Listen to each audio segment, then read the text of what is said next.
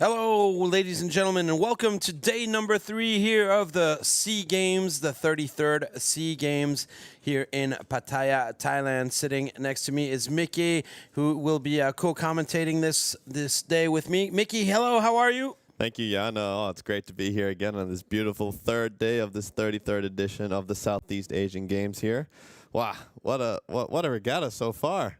Yeah, it's been a great regatta. We've had plenty of wind.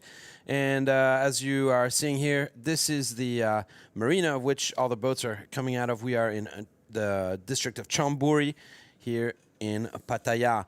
And the weather outside is looking really great. We can't wait to show you the pictures of what's happening outside right now.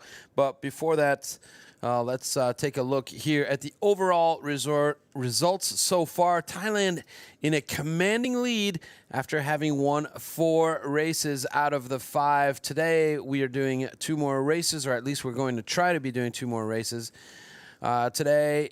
So Thailand is in first place, second place Malaysia, third Myanmar, Philippines, and Vietnam. A really close battle between Malaysia, Myanmar, and the Philippines right now to see who is going to clinch that second place spot. Yeah, indeed. And yesterday the teams all sailed really well, and not too many mistakes out there. And Thailand just managed to pull ahead. And let's go towards the highlights of the day of yesterday. Yes, let's take a look at the highlights.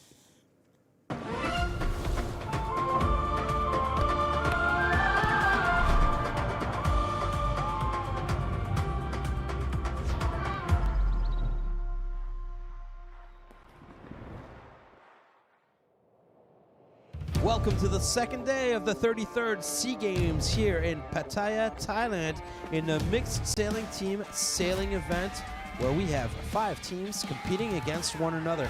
The weather conditions today are optimal. It's 31 degrees Celsius, 15 knots of wind, and some really nice waves to be able to put a surf down. In race number 4, we saw a very, very close start as 3 of the boats almost went over the line early.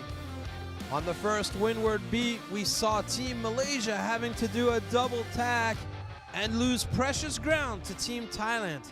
As we got to the first weather mark, we saw Team Philippines out in the lead. During the first downwind leg, we saw a big battle between Thailand, Malaysia, and Philippines. In the end, Thailand managed to stay out in front, getting their 3rd win. The Philippines sailed well, placing 2nd. Malaysia was 3rd, Myanmar 4th, and Vietnam 5th. Race number 5 saw a great start from all boats, but in particular, Team Philippines nailing the time on distance.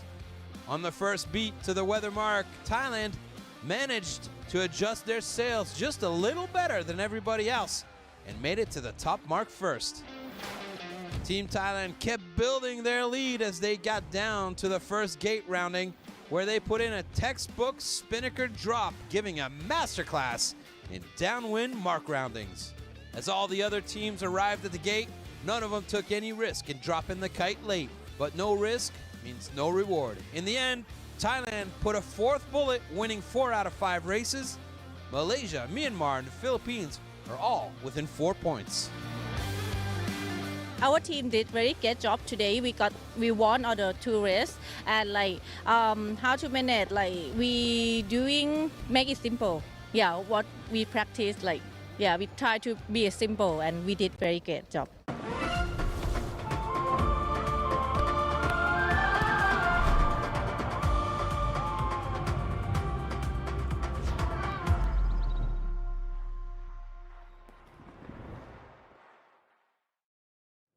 So a lot of things that we saw right there from yesterday's highlights. Eventful day out on the water. Now let's take a look at today's daily schedule. There it is. We're going to have race number 6 and race number 7. We're going to try to get a race off at around noon here. We'll see if the weather is going to be on our side or not, depending on what is the angle of the wind this morning. Before we start racing, we really need to get that one to be in the correct angle. Before we get out onto the water, we have two interviews for you this morning. Our first one is with Team Myanmar and then with Team Philippines. It's getting hotter and hotter. We are already in the middle of the regatta, only 3 races left. What is your attitude before today's start?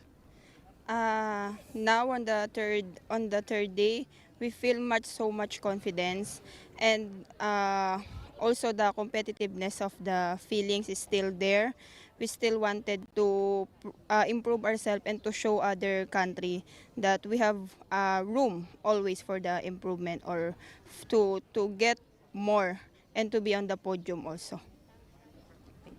Weather conditions are super exciting here in Pattaya, Thailand, because every day we have a breeze around 15 knots on the water, beautiful sun. How did you guys manage sailing in these conditions here? To be honest, it's quite different for us because in Philippines, we didn't sometimes feel this kind of condition, the strong winds, the breeze winds. But also as a sailor, we are happy to experience those conditions because we can see more how we can sail in this kind of conditions. The conditions here are great. How can you guys manage here during the breeze around 15-18 knots and a full sun on the water? We just enjoyed the breeze and we just did what we must did, and also we must sail in this kind of condition. We just happy to go to sailing. That right there was the interview from Team Philippine. Now let's listen to the interview from Team Myanmar. A third day of the SEA Game, SSL Team Myanmar is on the 3rd position, and it's really getting tight because you have 2 points, 3 points to Malaysia and only one point before the Philippines. So how do you feel with that kind of situation, and what is your strategy for today? I will first tell my strategy. Today I will sail my best. I will do my best tactics, and actually I usually sail without looking at anybody else. I do my best. I sail the fastest around the course, and that's all. Yeah. And how do I feel? A bit excited, you know. Every sailor will. Yesterday was 2 days ago was a great day for you because you won the first race. Do you remember these emotions on board?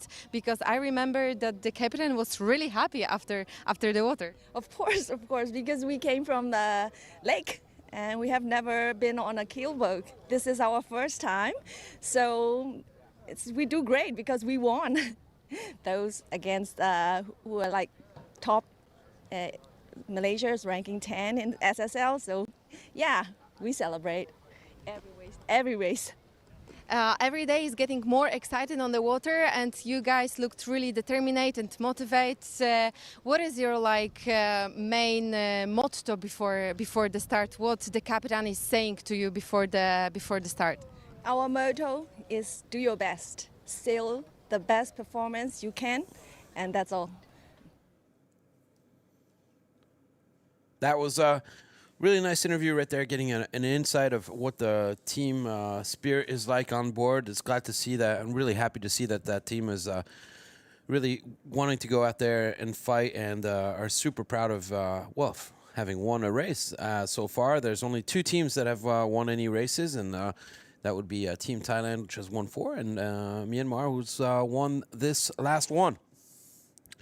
So as we continue, let's listen here to the team national anthems as we start with a national anthem from Team Thailand.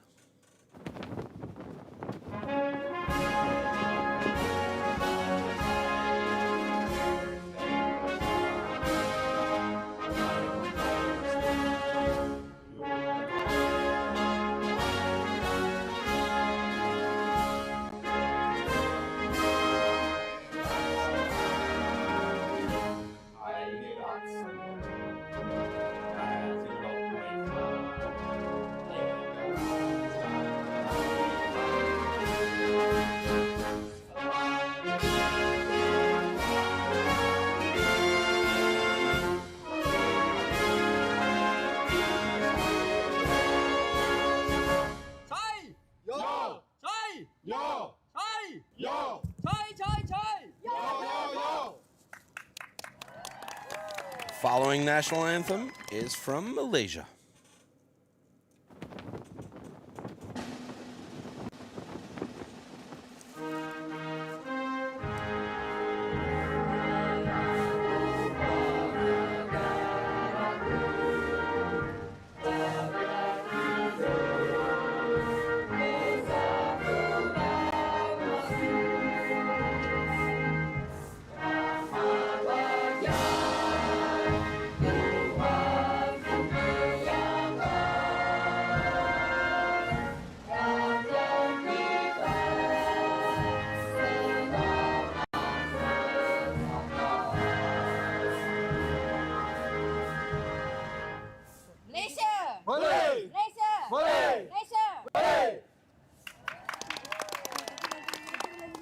And now for the national anthem of Myanmar.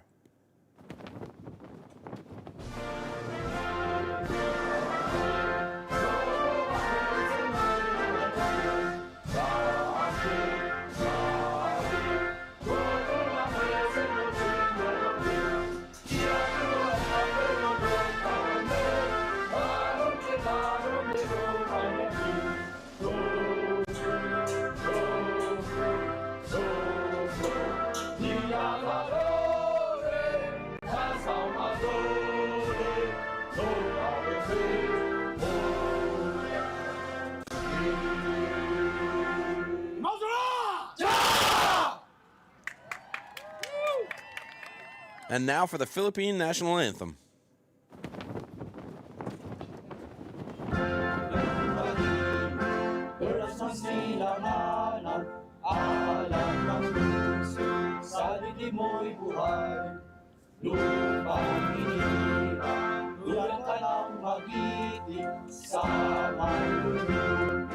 Ikaw masisiit sa dagat at bundok, sa simoy at sa langit mong mukhang may dilagang tula, tawid sa paglayang minamahal. Ang tislap ng watawat mo'y tagumpay na nagdidilig, ang bituin at araw niyang kay ang kamay nagdidilig. Lupa ng araw na walang hangin magsinta, may langit sa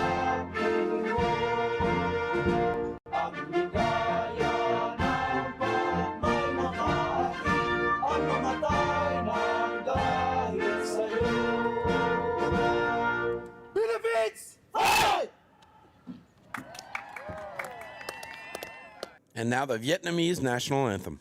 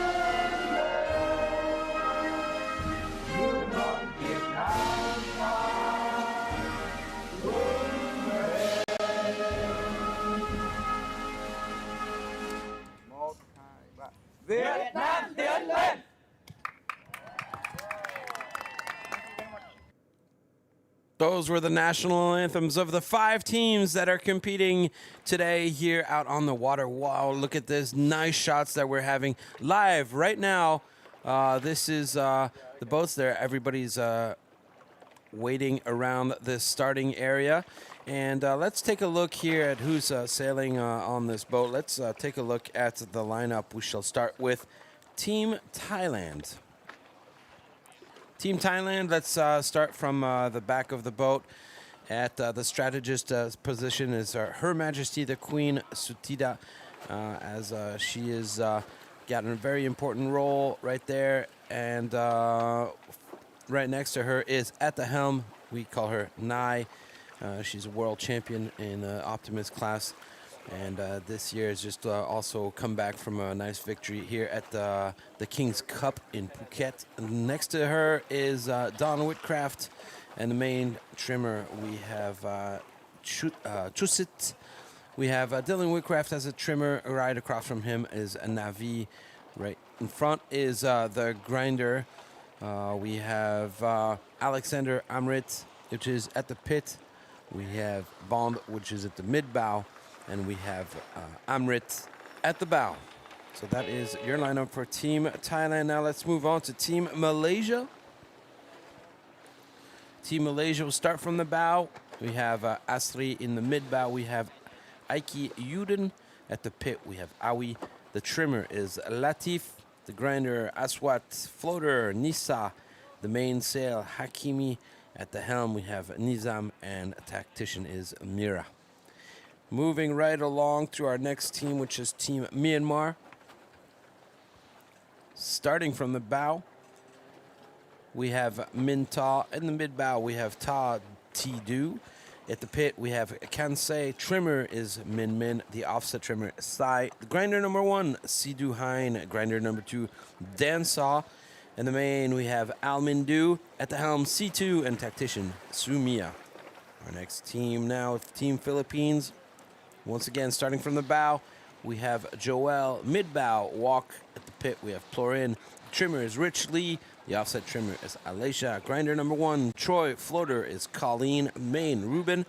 Helm, Ridge Lee. And tactician, Emerson. And for our last team, which is Team Vietnam, as well, starting from the bow, we have Matt. At the mid-bow, we have Jaum. At pit, Ha. Trimmer is Tong. Second trimmer is Vicky. We have Nyang as the offset trimmer. Grinder number 1 is Min. Floater M. Main D. And at the helm, Zong, which is captain of the team. So that's our lineup for the teams out on the water right now. Let's take a look here at what our race course is going to look like. We have a little animation. As you see, the boats take a start, and they're going to have to go up the 2 marks that are up in the wind. They come back down, pass through the 2 gates. This is where we see most of the action as they come back up to round the 2 upper marks and down through the finishing line. So it's a 2 times around, and if the wind does not change in directions, then the course we'll be using the same course marker. So that's those yellow buoys. If the course does change in strength or in direction, well, then we'll be changing those yellow buoys to a pink marker. Right here, you're seeing right now the race committee. That is an imaginary line between the 2 orange flags. That's where our boats will be starting here just in a couple minutes. Right now, temperature 32 degrees Celsius. So it's getting warmer and warmer as the days go by. The wind direction currently at 025, so that's quite north, as we've been sailing mostly northwest. So we're kind of waiting for the wind to shift a little bit left. We expect that wind to shift left at 7 knots right now, and we also expect that wind to blow a little bit more. Yeah, Mickey. definitely, Jan. And with this wind condition that we have right now, it's coming from 30. It's coming quite a lot from the land, so we're going to see a lot of this land effect coming into play. If further away from shore, we're going to expect a little bit more breeze. But like we saw in the last few days, the more left you go and the better it is, and the later through the day, that's great. Now we have the international jury. We have Leonard Chin, Andrus Polsky, Naveen Baran, Masaki Tanaka, Zhao Kun, and Panini Promsen. We see right there 30 degrees. So on the graphic we were told 25. Turns out that it's actually 30. So it is quite northeast for the time being. And like we said, we're just waiting for the race committee to decide whether we'll be going racing or not. Right now, we see that all the boats have both the sails that are up, so everybody is warming up, getting themselves ready for the start. Everybody is in their position as we see the boats going by here in front of us. I think that was Team Myanmar. We're looking at Malaysia right now, which is sailing right along the line. Here we go. So I'm trying to look a little bit further out. Mickey, I don't know if you can see that wind coming down. It looks like that dark patch right there is just the clouds. So we're looking for a little bit of left shift here on the water, but so far I'm not seeing anything. So we'll have to see what race committee does decide to do. As here we got a great onboard camera with Team Thailand, as they are patiently waiting, and now it's just a waiting game. We can do everything we want. We can prepare the boats. We can set up the race course. We can have everybody out here. But if our friend the wind doesn't come, it's going to be hard to get a race in. We do have wind, so we will be racing. Ah, there we go. You see that black flag right there? That's just come up. So that's good. Those are the 5 minutes. So that's 5 minutes until the start.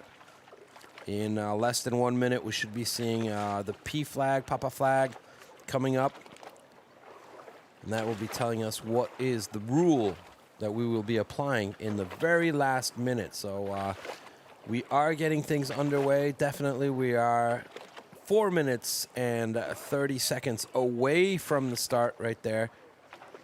So what are they doing right now, Mickey? What's important to be doing 4 minutes and 20 seconds before the start? What would you do, seeing as you've sailed in the Olympics? Yeah, well, out here in the Gulf of Thailand right now, in this time of year, we're getting all sorts of breeze coming down from the north, like we have right now. And as we're all sailing out in Mother Nature's lovely territory, you know, this lovely field of play, the wind is always changing. So we're going to try and identify areas which has stronger wind patches, so darker water, or some clouds that come into play. Right now, from what it seems, we have 7 knots, so maybe some people's strategies might change, but in my mind right now, I would identify that start is going to be quite critical in this race. As we can see right now, a lot of the teams are going to line up behind the line. I'm sure a lot of them has got their time on distance, which is the time required to complete a certain amount of distance to be at maximum velocity across that line. And it's going to be real tricky, yeah? We have a lot of geographical effect into play, and as the wind is quite far right, we're not even sure when it's going to swing back left like forecasted today, Jan. Yeah, it's interesting because, like you said, the wind right now is off to the right-hand side. We expect it to shift left, and as it does shift left, we'll be seeing an increased sea state, as we'll be getting wind and chop coming further behind the islands that you can see. That's the peninsula. But on the other side, when we're looking in the other direction, there's 2 islands. And when the wind comes from those islands, then, yeah, it'll radically change the sea state. Yeah, definitely. And a lot of these teams are not they're not afraid of these light winds. They have grown up in these sailing conditions. A lot of Southeast Asia, we are known to be light wind specialists. So it'll be quite interesting to see how different teams perform. And with that interview with the Philippines team, they did say that they found it a little difficult with all this breeze, but maybe a little bit of this light wind magic, and they'll be able to show what they can really do out there on the water and give Thailand a run for their money. Yeah, this is the first time that we'll actually have light breeze, we'll say. Yesterday we were up towards 18 knots, and right now we've got even less than half of that. So first time we're seeing the teams actually sailing in light winds. It'll be really interesting to see how well they can maneuver these boats. If you maneuver the boats really well, you can get a lot of speed out of these boats, even in light winds. Right now, at 7 knots, they'll be fully powered up. So it doesn't take much wind for these boats to be fully powered up and to have everybody hiking, even though there's only 7 knots of wind out there. Yeah, definitely. And with such a little breeze, patience is the name of the game out here. And whoever falters first or makes the wrong move, you're going to be punished for it. As we can see right now, Malaysia looks like they want to set up below everybody and might go for a Lee Bao play. Yeah, so a minute 20 seconds before the start right now, teams are just really jostling for positions. Everybody, like you said, wants to be on that line full speed. So there we go. Now we've got 2 boats that have both tacked. All right, now they're splitting up again. So what they're trying to do right there is trying to evaluate how much distance they're going to have and how much speed they're going to need in order to be able to cross the starting line. The Yeah, boat really. which is further to the right has the right of way over the other ones. Yes, indeed. They're called the windward boat, and the windward boat has to keep clear of the leeward boat, which is further away from the wind. And I really like this position from Team Malaysia. It's a very strong and very controllable position right there, as they have a lot of gap below them. I think if they manage to execute a really good pre-start and good acceleration, they should get away well. For me, right now, the best position is Myanmar right there, which is the boat furthest to the right, as they're able to slow the other two boats down. You see how they have their right of way, and they're going to be pushing Malaysia to go above that line. We're 24 seconds above. That's exactly what they're doing. But if they push them too high up, they're going to have problems pulling the trigger. That's really, really close. It's looking like Malaysia right now is really struggling there. If they cross that line, if they go above that line, they might get penalized. All right, there we go. Now they've gone across it. 7 seconds to go before the line. This is terrible. It's three boats. Three boats are over the line early. This is great news right now for Team Philippines, Team Vietnam, as three boats have got to come back below the line before they can get a start. So Philippines right now taking a clean start. Vietnam in second place currently, as we see all the boats right now jostling in order to be able to get up and to actually get a start going. Oh, look at Team Vietnam right there, a little bit slow and low. Yeah, but I think Team Malaysia has a penalty from the windward-leeward from Thailand initiating that overlap at that pre-start. And how unlucky was that to happen. And wow, it's really interesting. Here we go. We can see Team Malaysia executing their penalty. If you make an infringement of the rules, you're going to have to do a 360, which is a tack and a jibe, or just one complete circle to continue your course and continue racing. We are a non-contact sport at the end of the day, Jan, and we want to make sure that none of these boats get damaged. All right, look at what's going on here. What a crazy start, as you see all the boats having to turn around, come back below the line, and then and now they're off. So here we go. We're finally getting a sailboat race in after a good minute of mayhem right there. Oh, man. Nizam on board that Team Malaysia boat, they must be furious. They must be furious. Well, we were talking about time and distance, and right there, ladies and gentlemen, you just saw what happens when everybody's a little bit too early. So it's hard to get these boats started and get them at their correct speed, but it's also really hard to slow them down, as you saw right there. Their momentum is incredible with the amount of speed that they're going at, and they weigh about, 3.3 tons in total? 3.3, yeah. 3.3 tons in total, so it does take a lot of time for these boats to slow down, and we could see that Thailand executing a excellent hunting play at that start line. Especially if we can get a beautiful replay of that start, it'd be quite interesting to analyze what really happens, as we can see Team Thailand right now hiking hard, being patient, and just trying to catch up to the front if they can. So right now it's basically a drag race to see who can go out and get out in front right there, as you see all 5 boats right there in the shot. So this is really a crucial moment, is this first windward leg, as the boats get off the line right now and find their groove. They need to find their speed as they go upwind and go closer and closer to the windward mark. So 2 kilometers left until we arrive at the windward mark. And let's take a look at the replay here of the start. Oh, that's some close racing. We can see Thailand right now trying to initiate an overlap with Team Malaysia over there. And Team Malaysia just trying to keep clear as much as they can, but that's a really close call. Yeah, so Malaysia trying to keep clear. The stern of the boat is just really long, so that means that the other boats have had to keep clear as well. 3 boats over. And that's a port and starboard situation right there between Vietnam and, I believe, Malaysia. Look at those masts. They got really close. Yeah. For Team Malaysia to get a penalty for that windward leeward, that was a really close call, and I think the jury were really on it, and that was a right call, I would say. And wow, that was a real fight at that start. Yeah, it was a real fight. It was a real fight for them, between themselves. You know, they were fighting against themselves, really. They're trying to lose some speed and get a good time on distance. I'm pretty impressed by the fact that the Philippines really did manage to not get too influenced by the other boats and got a great start. Yeah. The name of the game is also to. There we go, Team Philippines. So we saw them really get a good start. The others were a little bit early. These guys were right on it. Once again, getting a great start. We've seen from Team Philippines getting great start every time. Look at them fully hiking out. We said these boats are fully powered up, starting at 6 knots. We currently have 7, probably going to be building to, I would guess, 10, maybe 15 later on during the day. We'll see what happens. Yeah, it looks like a lot of the teams are favoring this right side that is going towards this shoreline. And this gap between the leader and already to Malaysia, who's already 383 meters behind, that is quite a margin to try and catch up, especially in 7 knots of breeze. We're going to really hope if they can make a miracle out of this. As we can see, Team Philippines right here, real comfortable. It seems like they're in the zone right now, Jan. Yeah, look, everybody's hiking hard. It doesn't look like it, but remember, they don't have any straps holding themselves in. They're really just holding onto a rope, which is generally the sheet of which they're adjusting their sails with. So we do. It is really physical for these guys to be hanging out there.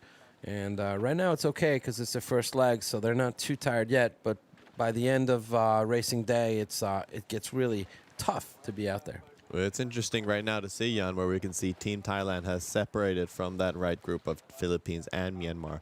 And it looks like they're slowly making their way back towards that left side. Maybe it's a play to try and cover off the Malaysians, huh? Oh, we just got confirmation. Yeah, we just heard, we just got information that we've got a November flag. So it looks as though they might be canceling this race. Yeah, okay. We're telling me it is confirmed. The wind shifted too much. And so this is probably why we're seeing the boats going back to the left-hand side. Now we should probably be seeing a race committee boat going out in front of them and telling them that the boat is this race is canceled. Yeah, I'm telling you, in this wind direction, it can get real tricky with the breeze coming over that land. We have all sorts of mountains and these beautiful skyscrapers that this beautiful Gulf gives us every single day. Oh, there you can see the rib trying to indicate everyone going back, and this race number 6 has been canceled.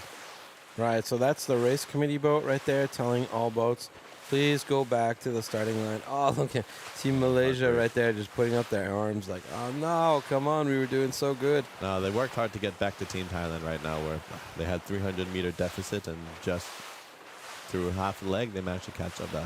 Maybe it is grounds to cancel a race. For sure, there's definitely a huge... They're not sailing in... Look, they're going in the same direction on 2 opposite tacks. Yeah, that's crazy. Yeah, so basically, that was a very good warm-up run for a start today of race number 6. So as we zoom out here and take a look at the bay, the boats will be heading back down towards the starting line, as we had a too big of a wind shift. So that's the reason why a race committee has decided to cancel this race. The race is no longer fair as the wind shifted too much. So boats will be going back right now. It's unfortunate, but this is sailboat racing. Yeah, but that is a good decision from that race committee, having more than 30 degrees. It's a fair decision and fair play to them, and it's part of the sport. It definitely is part of the sport, and that's just the way it is. So we're going to go back, and they're going to wait to get another start going for this here, race number 6.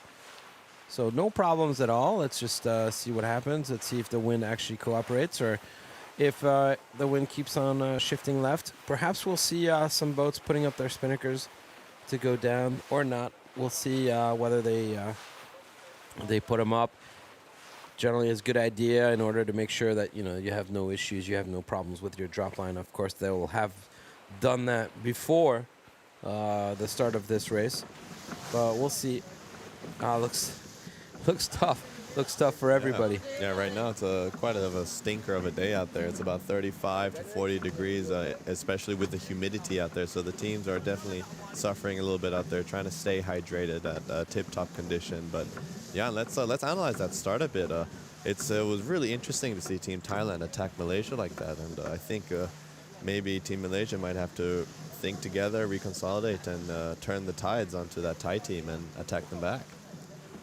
Well, for me, I think what I saw Thailand do was they were sort of staying in the back. They knew they were coming in early, and by sort of staying leeward of the other two boats, they pushed everybody a little bit higher up. There we go. The Spinnakers are coming out to get back down to the starting line. So yeah, Thailand staying a little bit back, and I'm pretty sure what they wanted to do is push the other two boats over the line, and for Thailand to just be able to go across the line and get a great start while the others go back. But they were too early. Yeah, so They also had to go around. almost a perfect textbook play. And so far, they've showed a lot of performance on that Thai boat so far. As we There have we go. Yeah, let's now. take a look at that replay right there. As you see, Thailand is the boat which is in the back right there. As we have, you see, Thailand is the boat which is trying to push the others, so the others cannot bear away. And if the others cannot bear it, oh look, there's all sorts of penalty. There was a protest flag up You there. can I see think that from the jury Team with the flag Myanmar. right now, just behind. There you go. Yep. Real tricky situation The right jury there. giving taking that red flag and pointing towards the boat of Malaysia, which means that they have to do a 360. As we look at Malaysian boat right now, just going behind Team Vietnam, and now they have to do a 360. The problem is they can't be bothering any other boats. So Malaysia needs to bear away right now, and they're going to start off with, as you see them back there, they bear away, and they're going to jibe and then go around. So yeah, really tough start for Team Malaysia right there. They're probably pretty happy that this race got canceled, and they're going to have to go, and we can do another start. Yeah, for sure. But I think they've got mixed feelings right now, especially being able to climb back to the front halfway through that race with that 30-degree wind shift. But it is fair racing after all, and it was a smart decision by the race committee. But let's head off to a break then, Jan, as they prepare for the next race. I think we're just, as we're waiting for the boats here to come back down to the starting line, it's just going to take a little bit of time. So what we'll do is we'll take a quick break right now. We'll come back when everything is ready. Stick around. We could be ready to go racing here within just a couple more minutes, just as soon as the boats get down to the starting line. So, ladies and gentlemen, stick around. We'll be right back for the start of race number 6.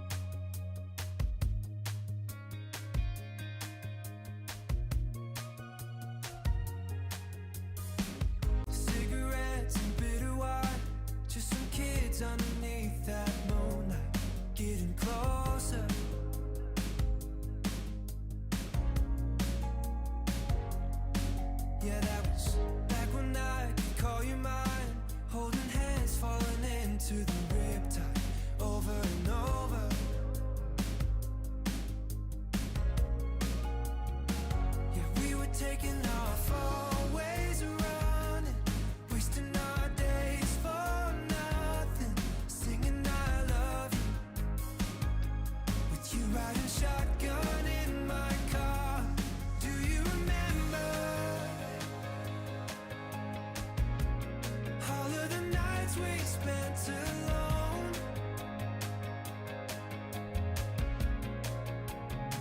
When we were burning the embers, waiting for the sunrise in the morning to bring us home. You know that I do. But tell me, do you remember? There was nothing we were scared to do when we didn't know the way or where we were going.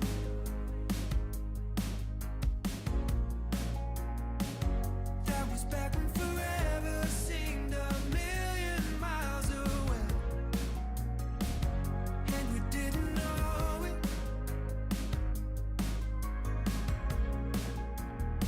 'Cause we were taking off our ways of running, wasting our days for nothing, saying I love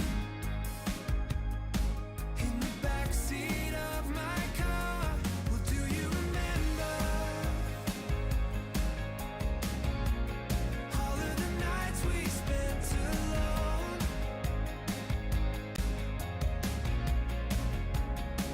When we were burning the embers, waiting for the sunrise in the morning, bring us home. You know that I do. But tell me, do you remember?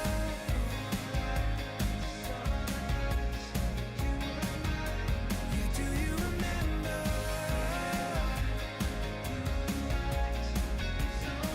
But tell me, do you remember?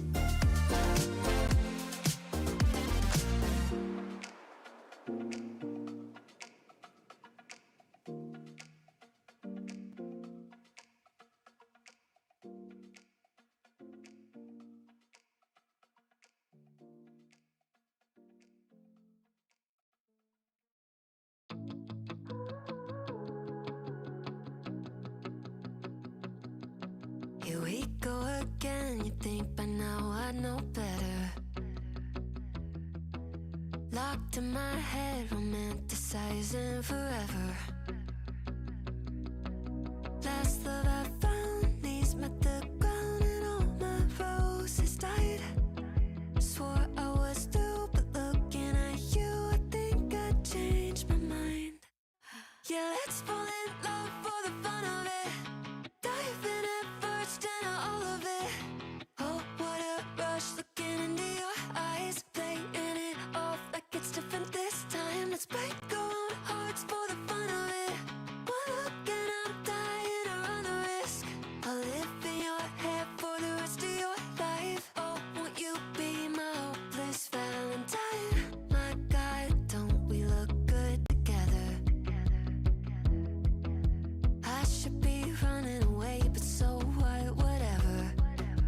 Oh, last love I found, knees met the ground and all my roses died. Swore I was through, but looking at you, I think I changed my mind. Yeah, let's fall in love for the fun of it. Diving at first and all of it. Oh, what a rush looking into your eyes, playing it off like it's different this time. Let's break our own hearts for the fun of it. One look and I'm dying to run the risk. I'll live in your head for the rest of your life. Oh, won't you be my hopeless Valentine? Oh, won't you be my hopeless Valentine? Oh, won't you be my hopeless Valentine? You're a bad idea. Oh, but every time I see you, all reason and logic cut their losses. Yeah, let's fall in love for the fun of it. Diving at first and all of it. Oh, what a rush looking into your eyes, playing it off like it's different this time. Let's break our own hearts for the fun of it. One look and I'm dying to run the risk. I'll live in your head for the rest of your life. Oh, won't you be my hopeless Valentine? Oh, won't you be my hopeless Valentine? Oh, won't you be my hopeless Valentine?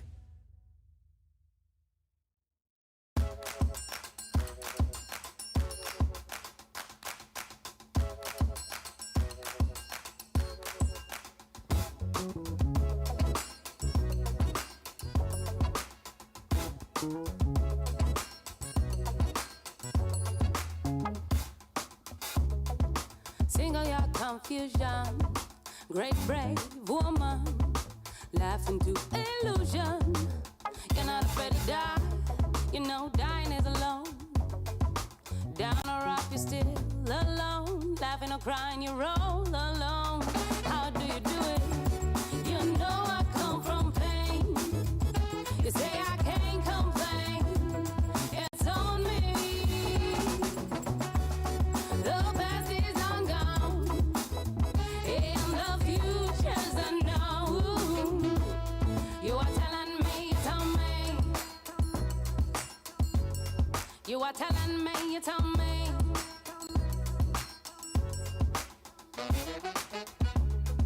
He said to be polite. The only way to get what you want, the only way they like you, is to stay in line and follow the crowd. But you stand out, black as the night. You know they're all lying. You know I come from pain. You say I can't complain. It's on me. The past is long gone, and the future's unknown. You are telling me, you tell me.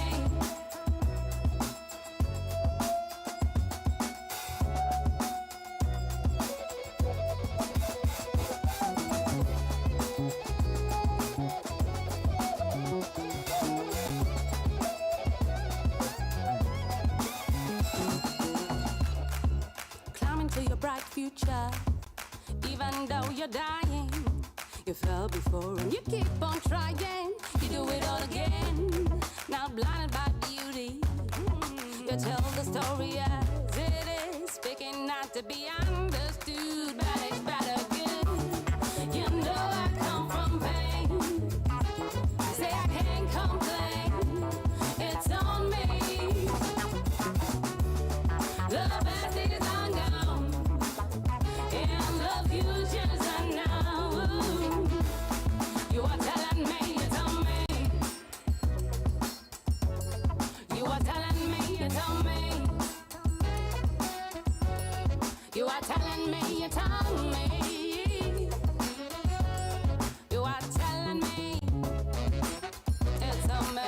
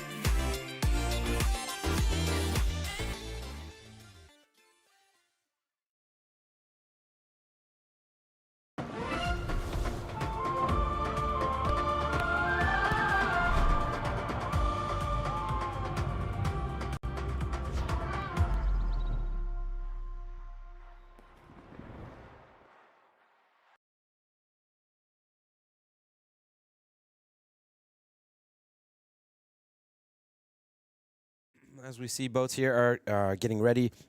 We already tried to have a race this morning. Didn't work out for us. Turns out the wind shifted a little bit too much, and we've had to start again.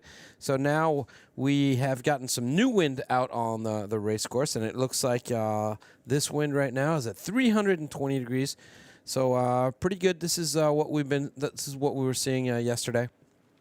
So we're back to our breeze, stronger breeze as it shifts a little bit towards the left, 320 degrees, and that makes it a northwesterly wind, which gives us a little bit more chop and a little bit more wind out there. So interesting. Now we should be seeing another race course.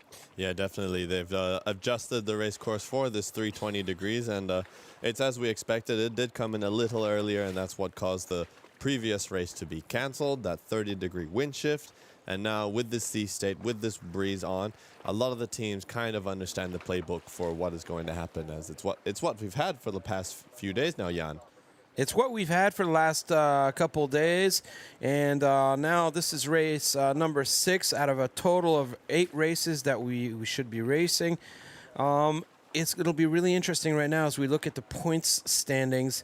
We see that Team Thailand, with their 4 wins, have 7 points on the leaderboard, and the following team behind them has 12.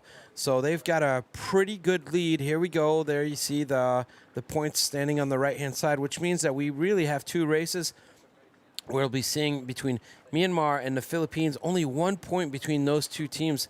So those 2 teams are going to be fighting for 3rd place, potentially for 2nd place, along with Malaysia. Malaysia doesn't want anything to have to do with that fight. They want to go after Thailand, and the Vietnamese boat are just currently too far behind to be able to perhaps get into 4th place. So we'll see probably most of the fleet avoiding to be around this boat that you have on screen right now, which is our Vietnamese team. They don't want to get bothered by the Vietnamese, so the Vietnamese should have an easier run this time with less boats. And the battle is going to be really between Malaysia and Thailand, as we already see them sort of circling around one another. And the other race as well, that's going to be between Myanmar, the Philippines, trying to chase down Malaysia. So Malaysia right now is the hunted, and they're in a pretty uncomfortable position. Here we go. This is Team Malaysia, as they're getting ready. 1 minute, 45 seconds before the start. Everyone is going to be chasing these guys down. So it'll be really interesting. Keep your eyes on this boat. Yeah, definitely. As the Malaysians were hunted down in that race that got canceled just now, I think they're going to want to turn it around and act as the hunter and hunt that Thai team down, especially with their hunting spirit of Malaysia. Nizam, he's a fierce sailor, and he doesn't back down. And with the spirit they've got on board, I think they're going to give everything they can to try and put that Thai boat behind and just catch up on as many points as they can.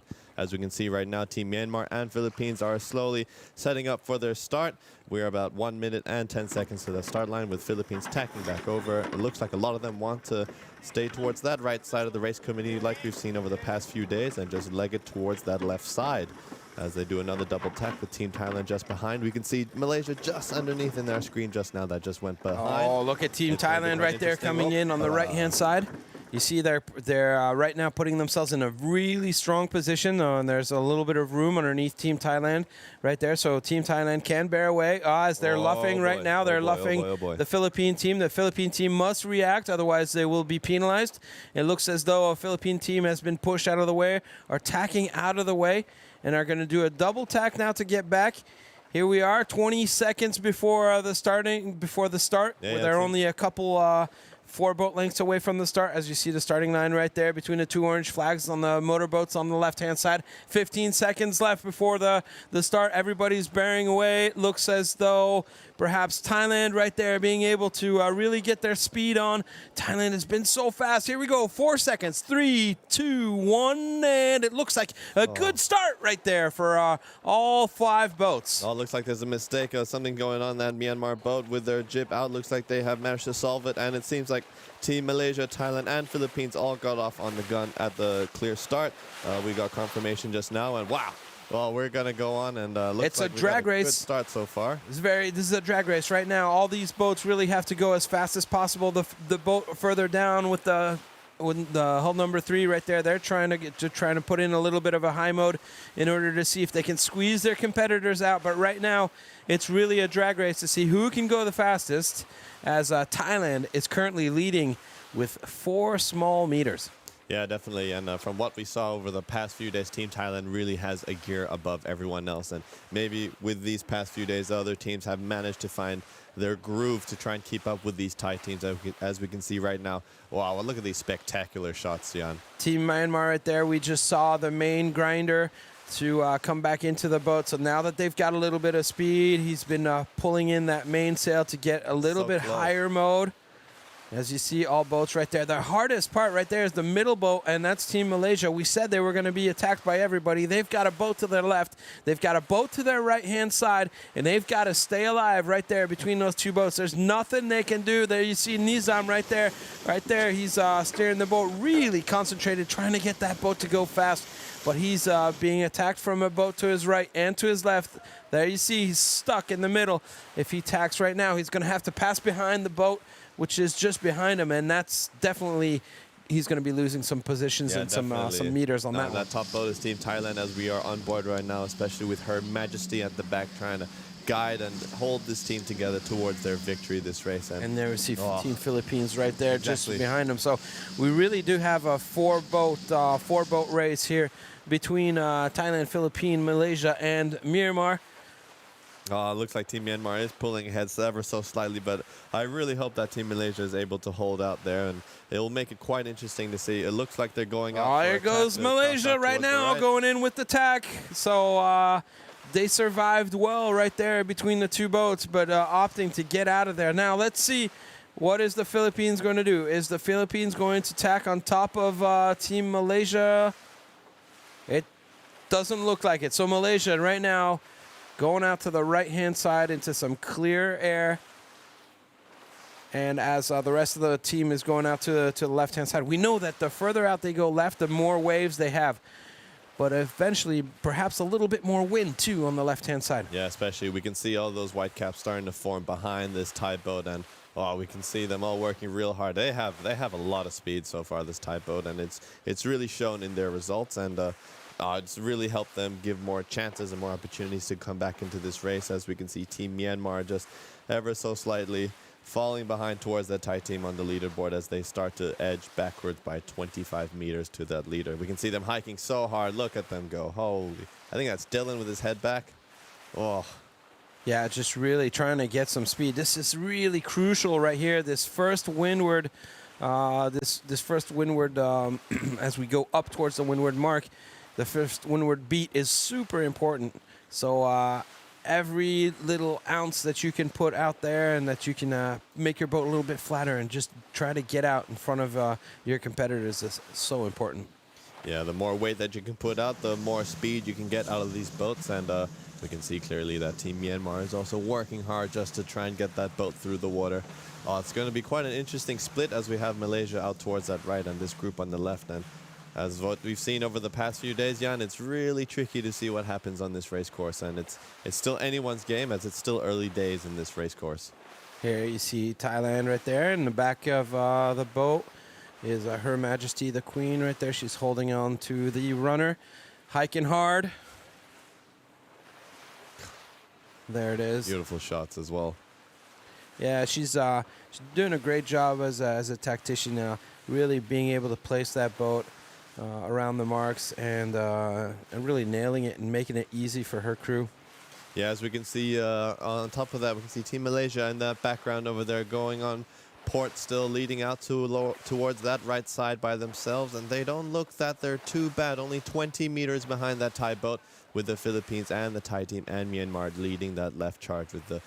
Myanmar has decided to go for attack and maybe has taken that opportunity to take that shift if it was there. So let's see what happens. We'll see with Malaysia. Malaysia over on the right. Oh, that's bad news right there for Myanmar.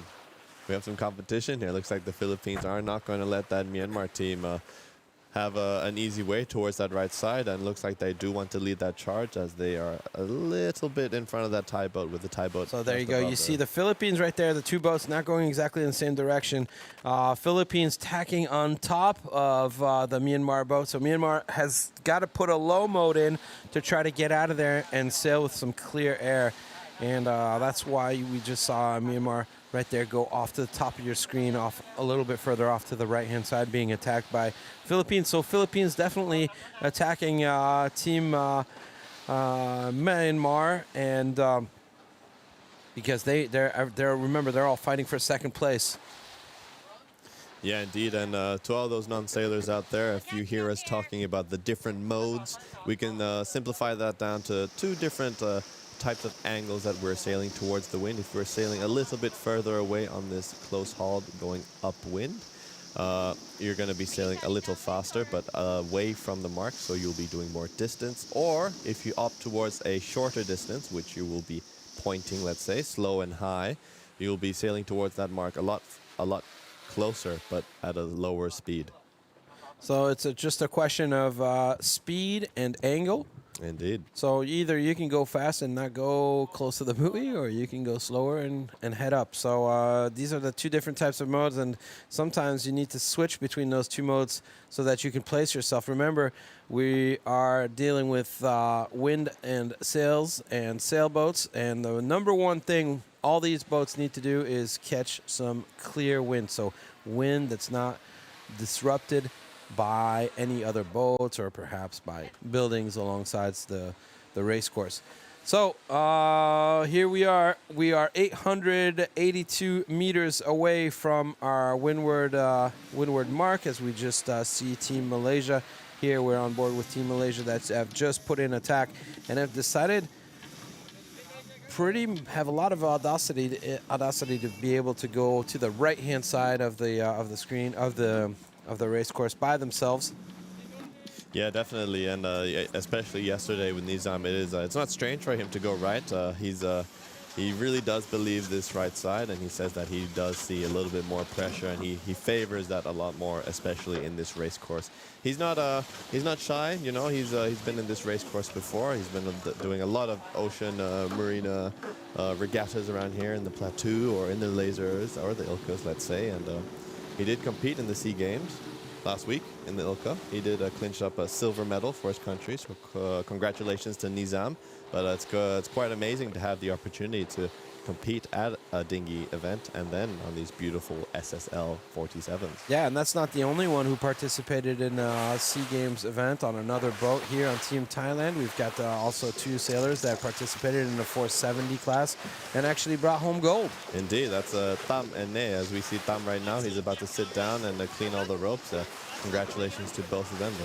They performed exceptionally well at the SEA Games this year. And there we go. That is now the Tam Suntawan, but we also know him as Tam. So congratulations to him. He's quite a veteran in our sport, especially for Thailand. And so as we head towards the 500 meter to that top mark, we can see all these teams are within a meter of each other. Incredible racing. Never this close so far. And especially as we are right now in race 6, it's still anyone's game, Jan. Very close. 460 meters to get to that windward mark. And we'll remind you that when we do get up there, we will be seeing the teams put their spinnakers up. And it's always such a crucial moment as we get closer and closer to this windward mark, as here we are on board with Team Philippine. And there really is nothing in it. Look at Malaysia leading right now. So whatever they saw on the right-hand side definitely paid, as Malaysia right now is taking the leader of this race right now. Yeah, and I really would hope that the Malaysians are going to try and slow down this Thai boat just to get the Philippines or Myanmar to get into the play and just make that Thai boat a little bit more, the Thai boat's lives a little bit more difficult than what they've had so far this regatta. I really hope they're managing to make that ley line as well, because if they do have to make that extra maneuver like we saw yesterday, they are going to be losing distance. Yeah, so that yellow line that you're seeing right there is what we call the ley line. That is pretty much the line you don't want to go past. If you go past that line, you've now sailed too much distance. But between the reality and the graphic here, sometimes we can have a little bit of difference. So as we look here at the live shot of the boats coming in to the weather mark, which is that first yellow triangular buoy that you're seeing, they're going to go around that and then bear away and go to the second triangular buoy. So here we go. Team Malaysia going off to the right-hand side and managing to get first at the weather mark. Yeah, so it looks like they're preparing for their hoist after they head towards that dogleg mark. That is another mark just next to this top mark, which allows these teams to prepare for their next leg, which is the downwind. A nice mark running from that Thai team and the Philippine team. And it'll be quite interesting to see if that Philippine team can put the heat onto this Thai boat. Yeah, and as we see Myanmar right now coming around the windward mark, really important for Team Myanmar to put on second gear, accelerate a little bit, because if they want to stay on the podium, they're going to be they're going to have to overtake a couple They're working hard boats. on that tie boat. Look at them go. Look at them go. They got that kite up super quick. So 2 boats up, 2 kites up, 3 kites up right now. Myanmar right now getting off to the getting around the offset mark as we see them putting up their spinnaker. And then we have ourselves a race, ladies and gentlemen, as we have 3 boats out in front: Malaysia, Thailand, and Philippines. As we're looking at this big battle going on right here between these two, the Philippines and Thailand. Yeah, it looks like the Philippines team is going to opt to jibe out first and take their chances out on the other side. That's a smart choice, especially if the Malaysian team did come out ahead on that front, and it doesn't look like they want to get involved with this battle between Malaysia and Thailand ahead. We'll see what happens now with Team Philippines that has decided to go back off to the right-hand side of the race course.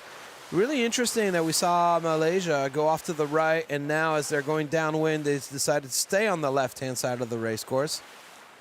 So not the same, they're not going back to the right-hand side. Perhaps it wasn't so much a question of pressure and just more of a question of an angle. Yeah, indeed, as they look like they're going in for a jibe right now. And of course, as I say that, they jibe and go off to the right-hand side. The curse of the commentator, isn't it? Yeah, it looks like they're going to slowly head towards that side and just try to consolidate that lead and try to get that clear win compared to that Thai boat that might have rolled over them just now. Now, these are beautiful shots, Jan, having these drones. It's incredible. Wow, there you go. You see those islands off in the back right there? That's where the wind is currently coming from. So we're getting more chop, and we're getting a little bit bigger sea state when the wind has shifted left like that. Before it was coming from the background Pattaya that you see back there. Here we go, jibe here for our team Thailand. So now Thailand has decided to put in a jibe. Interesting to see what's going on here on this boat. We see that we have a little bit less wind. It's still definitely blowing out there, but it looks more manageable.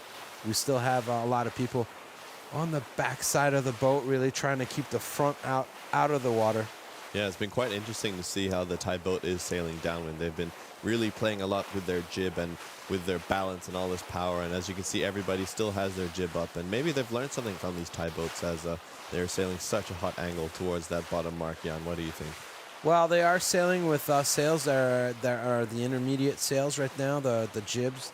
And so perhaps using them to give them a little bit extra power to go a little bit higher and go a little bit faster. Yeah, it's a very, very interesting perspective on this sailing, as you have different types of ways that you can sail, and it just depends on your style as a sailor. As we can see, Philippines just there in the background, just trying to edge forward, as the Malaysian boat just leading the charge right now as they are 35 meters ahead of that Thai boat. It's definitely a change in their sailing style and spirit. It's really good to see the Malaysians. I mean, you talk about sailing style. So two styles, like we were saying, the high mode and the low mode. So right now, oh, you see that right there? Oh, that's really interesting. Let's talk about that. Well, high mode, low mode, we have the same thing when we're going downwind. And all of these boats with their jibs up, they're all in a sort of a higher mode. So they're all wanting really to go for the speed. And what we saw right there, everybody moving at the same time. And basically what that is they're going to be using the weight of all the crew members in order to get the boat to be a little bit flatter and to be able to pump and surf down the waves. They're allowed to do that maneuver only once per wave. Yes, and so the jury boat that's following them will be watching that. They can't do it all the time. You can't be, what we call that, pumping. You can't be pumping all the time.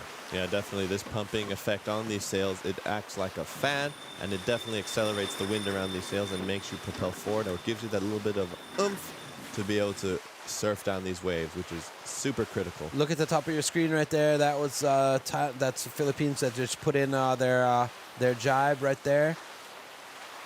And as they're going to be coming back into with the other boats, so it looks like they're really going quite fast as you see them in the background right there behind Thailand. Thailand also working their mainsail. Really, as you see right now, the Thailand boat is very, very flat, so they bared away. There you go. Now Nai is coming back off to the left. You see there's a little bit of heel on this Thai boat. If you look at the front, you can see that they're going to start getting some speed. And so they're really working each puff. They're working each wave as we're seeing the boats come in together right now. And this is Philippine has the right of way, so they're making Malaysia jibe right now because it's a port and starboard. So the Philippines was on starboard, and so they have the right of way. So they made Malaysia jibe right now. So that means Malaysia has slowed down, but however, they'll be stealing a little bit of the wind from the Philippine team. So Philippine team is a little bit lower. Boy. Holy hell. Now Thailand is coming in. Between all three boats and the 320 meters away from the gate. It's just off to our right-hand side right now. They're so all within 5 meters of each other. We're going to have to see what Team Thailand does right now. Yeah, the two boats on the left have the right-of-way over to boat number 6. So Thailand does not have the right-of-way because they are on a port tack. The others are on starboard. Here we go with Thailand right now. They have to execute putting in a jibe. Let's see. They got to get that spinnaker full 170 meters. Oh, it's They're going to have to. They're going to have to get it up, and then they take it down and not have any issues. Let's see. Oh, they didn't manage to fill it up. Oh, boy. Look at Malaysia right now. Malaysia dropping their spinnaker. They got to do a better job than yesterday. Yep, did a great job there on Malaysia. Still have speed on Malaysia. So the Thailand has the right of way here because they are the inside boat. As you see, the Malaysian boat will be following them closely behind. The Philippines are going off to the right-hand side, so we'll have a split. Oh, looks like Thailand has stopped their boat right there. Too big of a move. The move is too brutal on Team Thailand. Malaysia being able to come back. Malaysia's got better speed. Thailand is trying to put in a high mode and block Malaysia as the Philippines go off to the right-hand side. So, woo, that was an exciting one. Holy hell. There we go. Malaysia having the tack away. Probably that high mode from Thailand. So Malaysia getting themselves out of a difficult situation, and also Thailand right there really slowing their boat down as they went around that leeward mark. Now Myanmar is right now getting down to the gate, and they're not too far away right there. 34 seconds away for Team Myanmar, just behind the Philippines. So real close battle right there between Malaysia, Thailand. Look at that, 0-0. So tied. So close. Race number 6 at the gates. Malaysia, Thailand tied as they get down to the gates. So we're halfway through this race, and we still have no idea who's out in front right now. Oh, it's still anyone's game, Jan, and it was really smart that the Malaysians took their time to allow that Thai boat to come in really hot, which means that they're going to come in really close to that mark, which gives them a further trajectory away from this mark, and the Malaysians were able to slot in. But with these boats, Jan, with 3.3 tons swinging around in the water, it does take a lot of time for them to speed up and slow down. So maybe that Thai team, with their execution of going for that high mode, might have caused them to lose a bit of distance. But so far, it looks like they're still ahead. Yeah, really what it is the maneuver they made, Thailand, they did too sharp of a turn. Yeah. And when you do too sharp of a turn, you lose your speed, your momentum. And that's where Malaysia got them. Yeah. So far we can see that the Malaysian is leading towards that right side. They're sticking to their guns on how they executed that first upwind leg. You can see Team Myanmar right now. Looks like they're trying to sort out something inside the boat, as we have a few inside not hiking fully. And as we can see, Team Philippines just crossing behind Team Thailand. Looks like they're going to make them decide if they want to continue with Team Malaysia or split across and just consolidate their lead. Interesting right there for Team Philippines to decide to cross over and to go on the left-hand side of the race course, as Malaysia and Thailand decide to go to the right-hand side. We know Malaysia likes the right-hand side. Thailand needs to defend. Right now, the Philippine boat is not a problem for Team Thailand. Team Thailand needs to finish in front of Malaysia. Indeed. In order to secure and consolidate their first place. Yeah, strategically, it's smart for Team Thailand to stay with Malaysia, and it looks like Malaysia is going to have to make that decision to make Team Thailand react, and depending on the decision. Wow, look what we have here. Oh, boy. Now, that was the Philippine boat right there, going over and now attacking Myanmar boat. Myanmar having to attack away and not wanting to sail in that perturbed air. So it looks like perhaps a change of strategy on the Philippine boat going to attack Myanmar and trying to secure a podium position because remember, there's only 1 point difference between the Philippines and the Myanmar, respectively 14 and 15 points, I believe, between those two teams. So only 1 point difference. Yeah, indeed. It looks like Philippines are trying to secure their podium. These are the Southeast Asian Games, after all, and these are one of the biggest events for these Southeast Asian nations, and it acquires a lot of funding. It's a big sense of pride, and to be able to represent your country at such a high level, a lot is on the line for these sailors. Yeah, interesting situation we have with Thailand and Malaysia off to the right-hand side, having their own little battle there, you see. And on the left, we've got the Philippines and Myanmar, which are having their own battle. And down to the bottom, nobody's messing with Team Vietnam. So we really have, we've got 3 different races here, all in one. Look at how close this is. Really, this is a battle between Thailand and Malaysia right now. Now the boxing gloves have come off here. Wow, look at that. This is getting personal. To be able to attack this close from one boat to the other, it means there's definitely a message being sent right there from Team Thailand. Yeah, it looks like they're trying to assert their dominance over that Malaysian team and let them know we're not going to let you win this race that easily. As you can see, that Thai boat being slightly below that Malaysian boat. The wind that is exiting that mainsail is going to do vortexes, is going to create a lot of turbulence, and it's causing that Malaysian boat to suffer a little bit. As Malaysia is going to have to tack right now. Yes, indeed. They were slipping down too much. They're losing too much distance. So the best choice was to tack out and try and get clear wind and execute that duel again. Looks like we have a tacking duel on our hands again, Jan, just like yesterday. Yeah, it looks, I thought I saw Thailand getting ready to tack as they're going to be following Malaysia. So interesting to see what's going on. Yeah, they did tack up on top of your screen right over there. So Thailand sticking with Malaysia. And on the other side, Myanmar here that we have on screen is fighting with the Philippines that you see just right behind them. So we've got ourselves 2 races within a race. Yeah, indeed, and especially with this kerfuffle happening between Thailand and Malaysia, it is slowing down the race, Jan, and it is causing the other competitors to be able to come up, and maybe they might even clinch that race win just like Myanmar did on the first day of racing. Very interesting what you're talking about, Mickey, because we always say you want to win the war, not just the battle. And right now, these 2 teams are just battling between themselves. So they're putting in a lot of attacks. They're slowing each other down. Who knows? Perhaps the Philippines and Myanmar will be able to overtake Thailand and Malaysia, which are having their own little battle, because they're watching out for each other, and they're not watching out for these 2 boats over here on the left. So there we go. Team Philippines tacking over Myanmar, just covering their bases, making sure that they are in front of them. But it looks like they're going to eye for that race win as well, Jan. You know, they're not slow. They know what they're doing. And so far, compared to the first day of racing, they've really brought things all together. As we can see, Malaysia in the background over there, they just went for attack. We're going to see if Team Thailand goes for attack as well. Oh, boy, this is real tight racing so far. Yeah, right here, as we see Team Myanmar to our right, and just at the bottom of your screen right there, that's the Team Philippines. Myanmar can survive where they are right now. They're not being too influenced by the vortexes coming off of this Philippine boat right here. So these 2 boats, Philippines and Myanmar, are not bothering one another right now.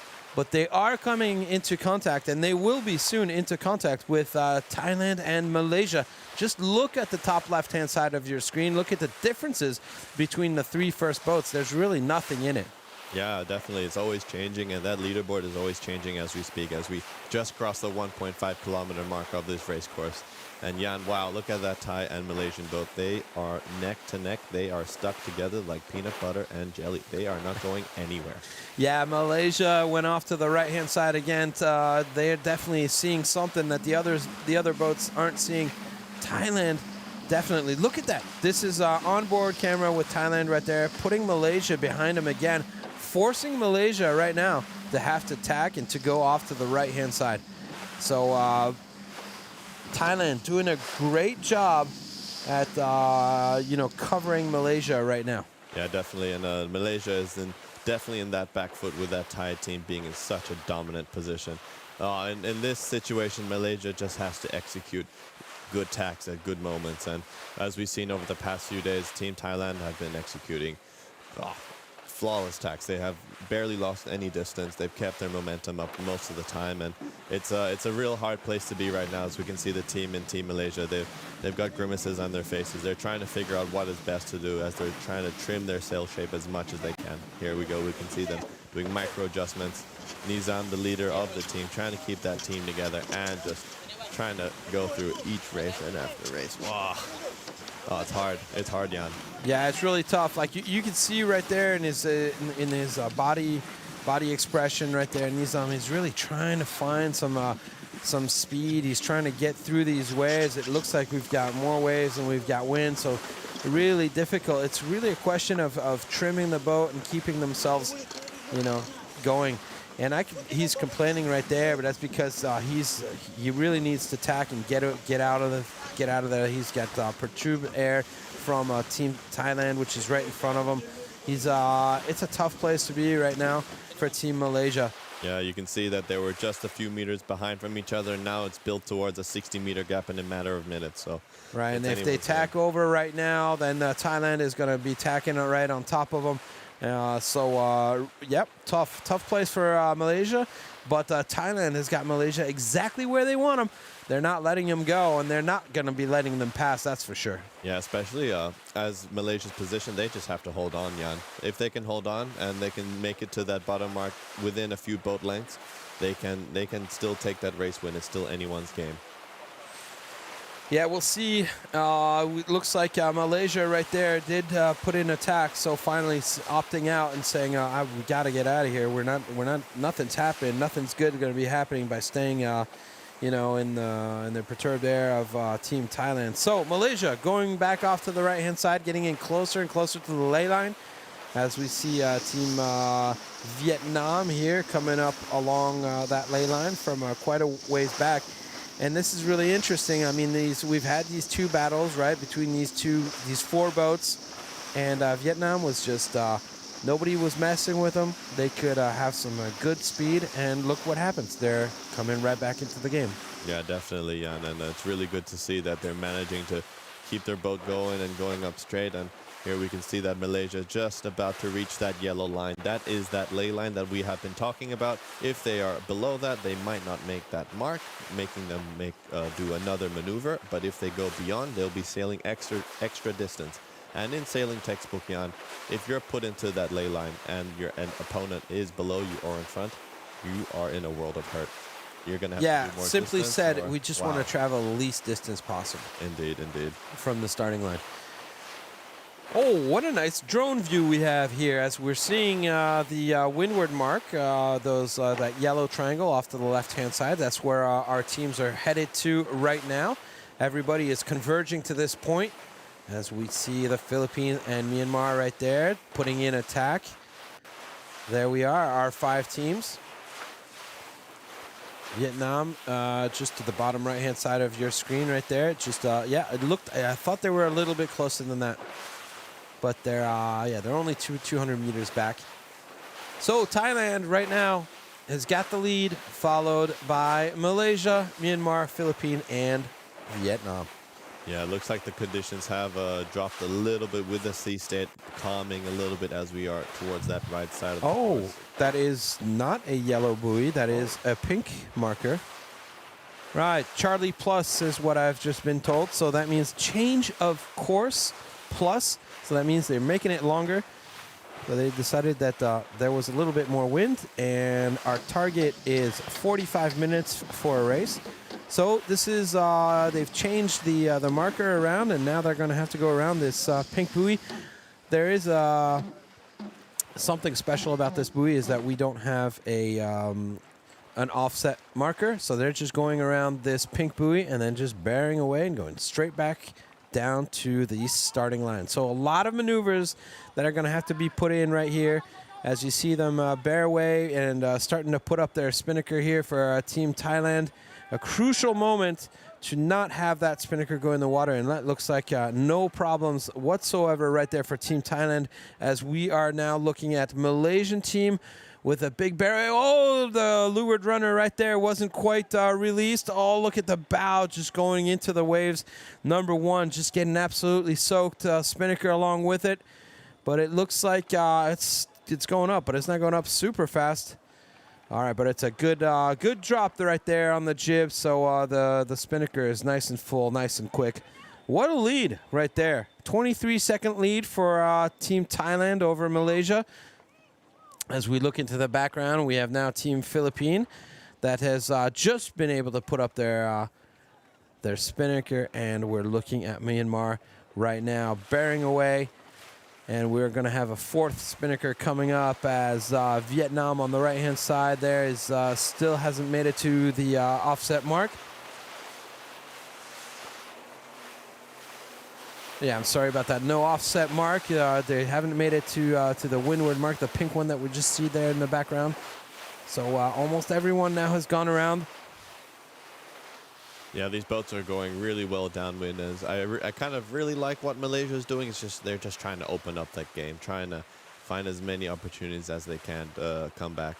With Thailand having a 23-second lead that they've built over that upwind leg and that 3rd leg, it's an impressive lead that they've managed to create in such a short amount of time. As all the teams are starting to go for a jibe, looks like there's a little bit of a darker patch of water just behind us.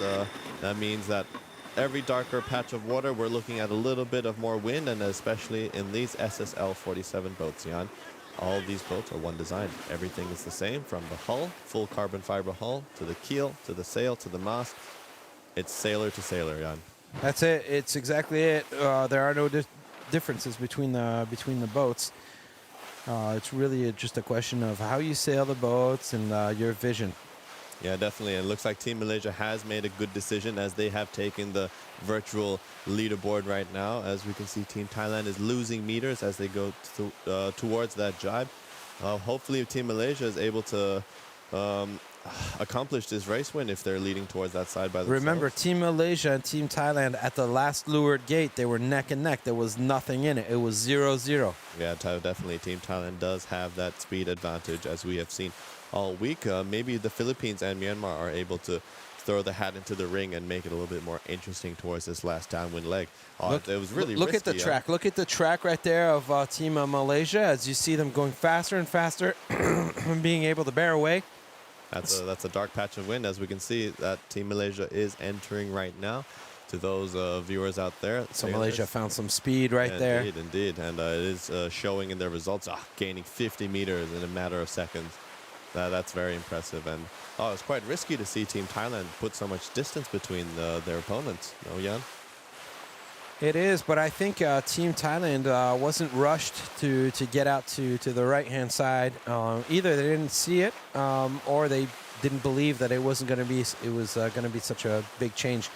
But there really isn't much in it. There was just about 20 seconds between the two boats at the weather mark, which is really nothing. And right now we see Malaysia has gone off to the left and almost have 100 meters in terms of Thailand. Crazy. All we need is the wind to shift a little bit to the left-hand side of the race course, and Thailand will be in a little bit more wind. So anything could happen. But yeah, having a spread and having a distance like we're seeing right now between Team Thailand and the other three boats is risky for Thailand. And right now we're seeing that right there. It looks like there is more pressure over there. Perhaps Philippines and Myanmar could pass in front of Thailand. Yeah, indeed. As we are on board with Team Thailand right now, we have Nye in the helm, with Dawn just pumping the sails wave after wave, and Nat right there on the grinder, just trying to squeeze as much power as they can.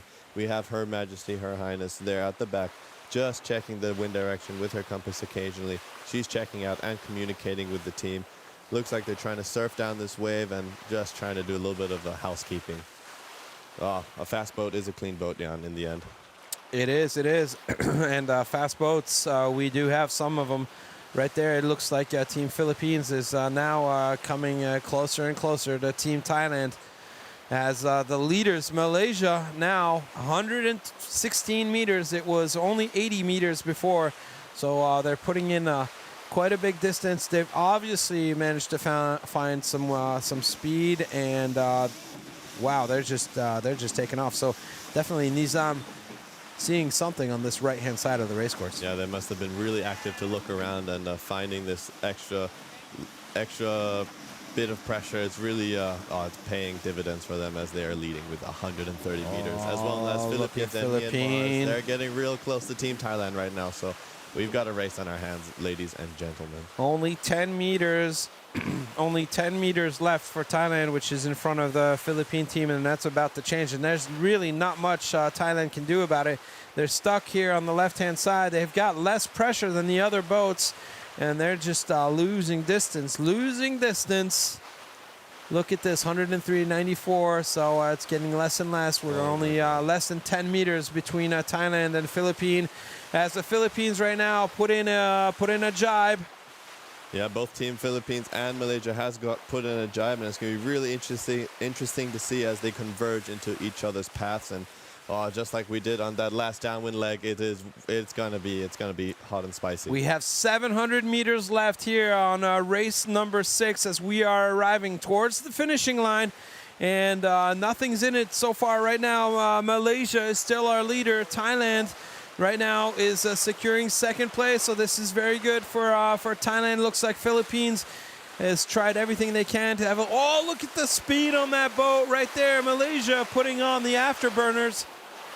Yeah, they're flying. They're absolutely flying out there right now. Looks like they're trying to sail a hot distance. Yeah, that's what you call the high mode right there. Exactly. They're coming up as fast as they can up towards the wind. As you see them really cruising. Now we've got these two boats that are coming into one another. One is on port, the other one is on starboard.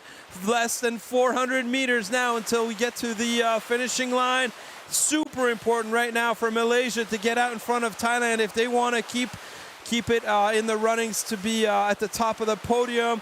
Super important moment as Thailand right now puts in their last jibe to go in towards the finishing line.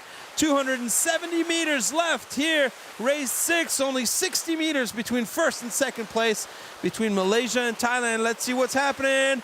Look at Malaysia. They're cruising. Look at the speed that boat has got. It's going to be really difficult for Thailand to be able to overtake Malaysia.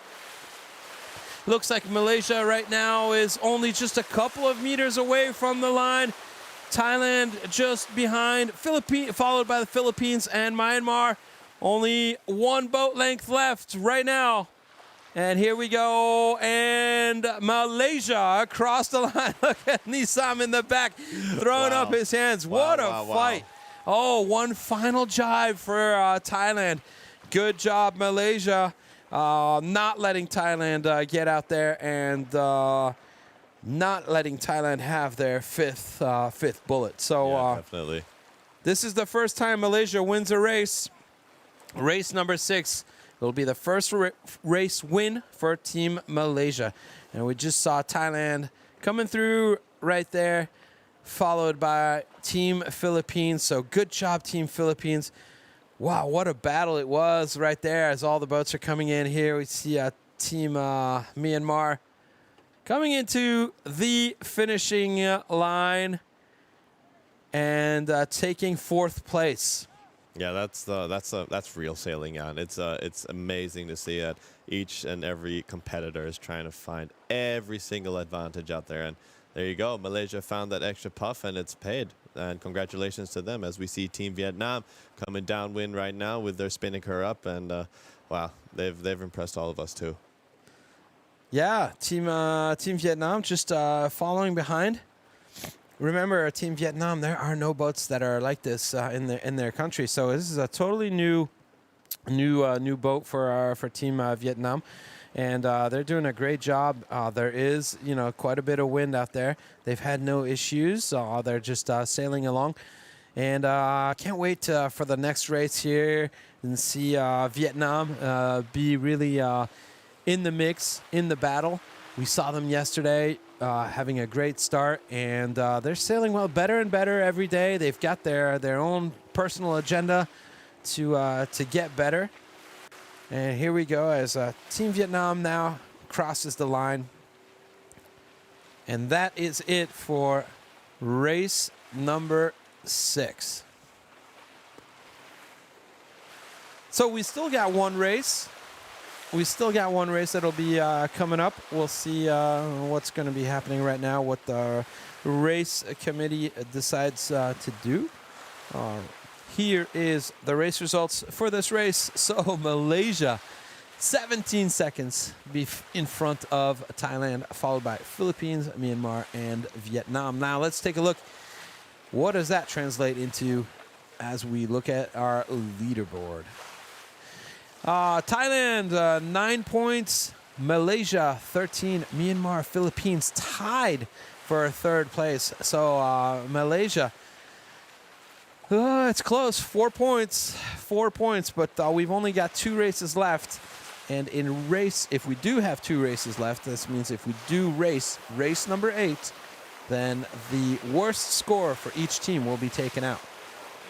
So this is interesting and could totally give us another leaderboard. But for the time being, Thailand is 4 points ahead of Malaysia. And the big battle that we'll be seeing on the next one is definitely going to be between Myanmar and the Philippines. Interesting race that we saw right there. As the second upwind, we did have a split between the two battles between Thailand and Malaysia. Here we are on the boat, on the Malaysian boat right there, as they've taken the jib down and getting a little bit hydrated. Everybody drinking some water after quite a lot of work. Right there in the middle of the boat, we see we've got our shore crew, which is standing on the boat. And looks like in the back right there, we have Carolina, who is ready for an interview with Nisam. So, Carolina, if you can hear us, go ahead. Exactly. Good morning, everyone. We are here on the water. Amazing conditions here, and I'm with the captain of the SSL team Malaysia. Congratulations! It was amazing battle between you and the Thailand team, and you managed this. You won this race, and it was even a match racing during the second upwind. Yep. First, Alhamdulillah, the crew did a very well job. Even though we lead the first mile and then the bottom gate was a split, they managed to call us up. But it was a good tactician call from my main streamer and also my tactician to stay on the left, looking downwind like yesterday, and it paid off for us. And it was a really comeback, and we feel more confident now, and we're looking forward for the second race. Exactly, because you really believe in the second round. You really believe in this left course, because on the first round you decided to do the jibe earlier, but it wasn't pay off, right? Yeah, the first jibe we did a jibe, but we are in the lull, and we saw Philippines all the way. They have a good power of gas, and it really pay off for them. So we take that as our guide for the next round, and it pay off for us. I remember during the November trainings you said that the SSL team Malaysia is called also the monsoon, and the monsoon will come in December, and you're ready to rock this. Yeah, we are rocking it now. If we get the training for 3 weeks, we will storm them out, but it's okay. Every day I told you guys, we learn from our mistake, we improve. Whoever have a bit longer time on this boat, they have an advantage. But for us, we have to step up to match them, and we did today, and we will do for the second and the last race. We never give up, we never back up, and we will keep pushing. And the last question, the strategy for this race? For this race, we just want to do the same like just now, simple, good boat speed, and choose the right side. Thank you very much, and good luck. Thank you. Thank you, Carolina. Thank you, Nisam, for all that information. I love it. There, you could see the adrenaline right there that they have, ready to go back out there and ready to battle a little bit more. So, very nice interview from our winners of race number 6. That's the first one that they win of all these races. Right now, what we're going to do is we're going to take a look at the race highlights, and we'll be right back with you.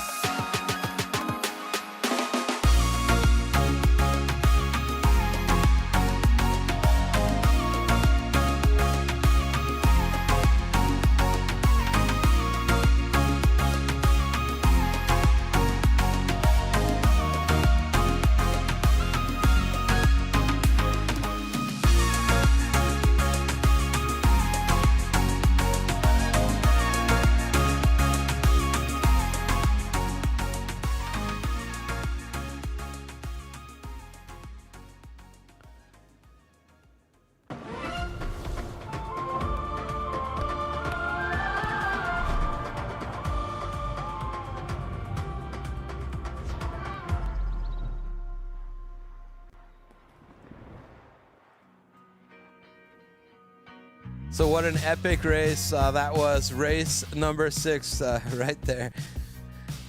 And I've been contemplating all my time. My thoughts make me tired, just running through my mind. Wonder if there's peace that I could find, instead of always being on the grind. I need a new purpose, I'm looking for so much more. Don't leave me here searching, you're just what I'm longing for. When times are getting crazy and everything seems hazy, is there some place for safety I could go? Run away, run away, run away into your escape. Run away, run away, run away, you're never too far to run. Run away, run away, run away into your escape. Run away, run away, run away. Run away, run away, run away. It gets so loud that I can barely hear. But your words speak much louder than all my fears. Sometimes I just wanna disappear, running until I can feel you near. I need a new purpose, I'm looking for so much more. Don't leave me here searching, you're just what I'm longing for. When times are getting crazy and everything seems hazy, is there some place for safety I could go? Run away, run away, run away into your escape. Run away, run away, run away, you're never too far to run. Run away, run away, run away into your escape. Run away, run away, run away. Run away, run away, run away.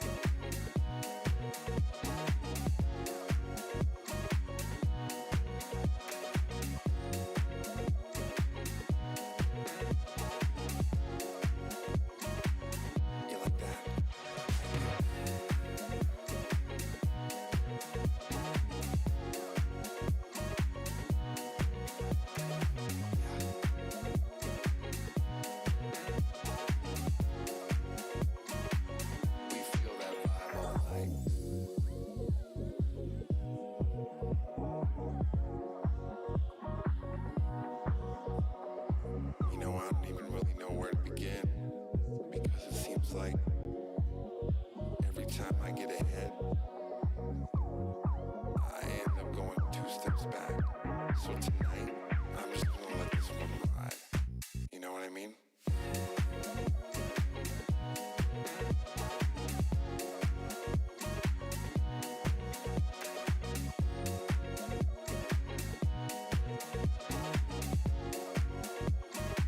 One unique, one special night.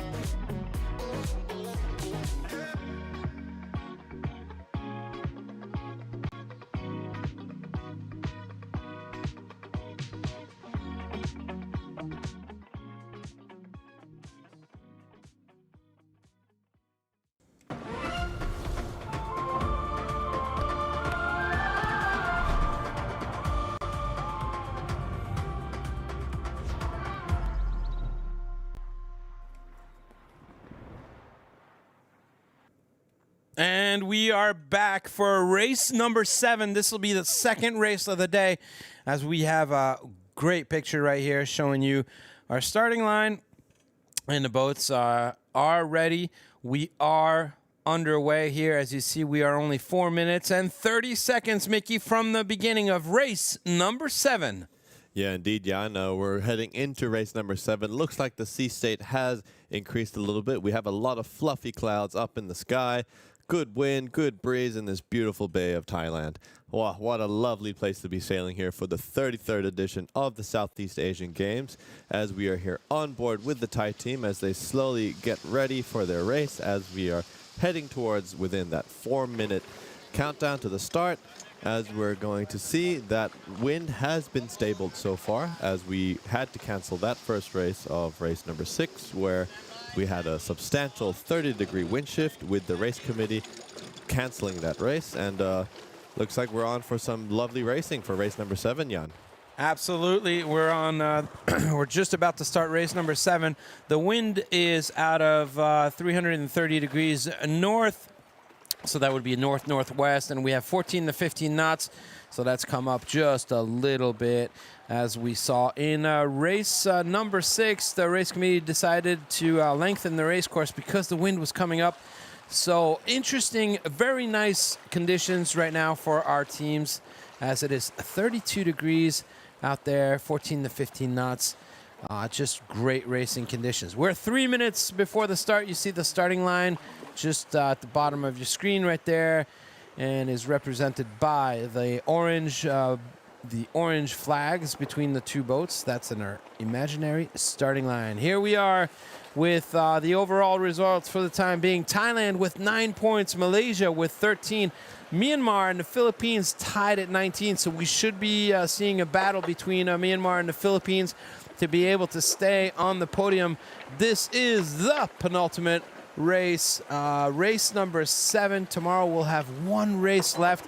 Really important right now for Malaysia. If they want to win this, they need to absolutely be in first place, and they'll be fighting against Thailand. Yeah, definitely. We're going to see Malaysia maybe put Thailand in a little bit of a sticky situation to try get involved with the other sailors. And you know, Malaysia do have a chance. It's still there's a couple of points away from that podium, and I think Thailand are going to try and sail as conservatively as they can just to get that win overall. We do have one more race scheduled for tomorrow. As we can see here, we have Malaysia there on our right side of the screen, just above that Thai boat, which is just below it, and looks like they are shadowing them as we are on board with the Thai boat right now. That boat behind them is the Malaysian boat. So there you go. Malaysian monsoons. So this is about, this is going to show us really what we're going to be dealing with right now. We have Malaysia and Thailand, which are sailing right next to one another. Malaysia is not going to let Thailand go. Thailand is going to have to fight off because Malaysia is going to attack them. Yeah, so we're going to have to see how they're going to execute that as they sail towards the two other boats there. We have Philippines and Myanmar coming into the play. Looks like they want to put their hat into the ring and get involved into this pre-start procedure. Like I said before, they are holding up on that right side of that start line. And boy, here looks comes like we've got a situation. Yeah, so apparently we just saw right there a Malaysian boat. What was that? Philippine boat just tacked on top of Myanmar. We are 56 seconds before the start. Everybody is still jostling for positions as we see boats tacking right now. 45 seconds before the start. Everybody's quite far away from the line. So I don't think we'll have any issues with boats perhaps crossing the line too early. It just looks like, though, they're just trying to block each other and slow each other down. Right there, Team Myanmar, as we see number 1 telling his telling the skipper to go up, as we see Malaysia over on the left, right over there, telling them to go down. So 3-boat race right now, 20 seconds into it. Time on distance, let's see what it's going to be here for time on distance. 12 seconds left, so it's looking like perhaps the 2 boats could be a little bit early as we get to the line here. 5 seconds left. It's looking pretty good.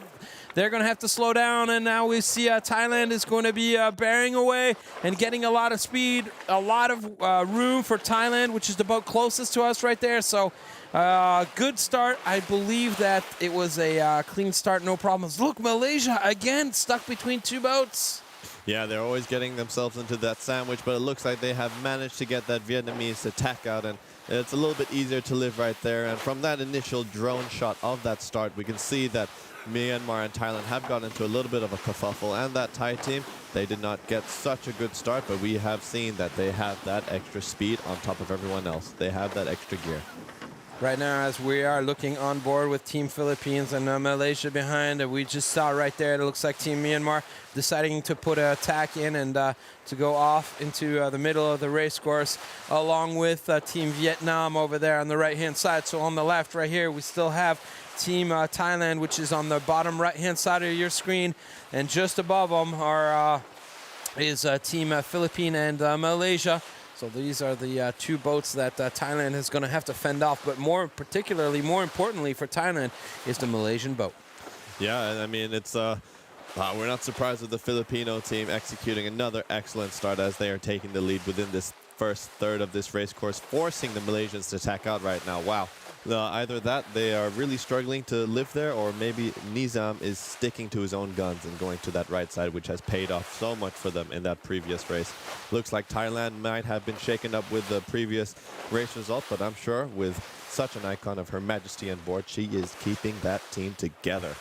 Yeah, and right now, as we're seeing everybody really hiking and getting as much weight as they can out there, as Team Philippines is sticking with Thailand. I'm pretty sure that's not what Thailand wants to happen. They want to be with Malaysia and controlling Malaysia. Right now, Thailand is the only boat left on a starboard tack. As you see them over here, all other boats have tacked. Yeah, definitely. Looks like that Thai do really like that left side of the course, and it has paid well for them throughout this 7-race series so far, as they go into attack to try and catch up to the guys onto that right side.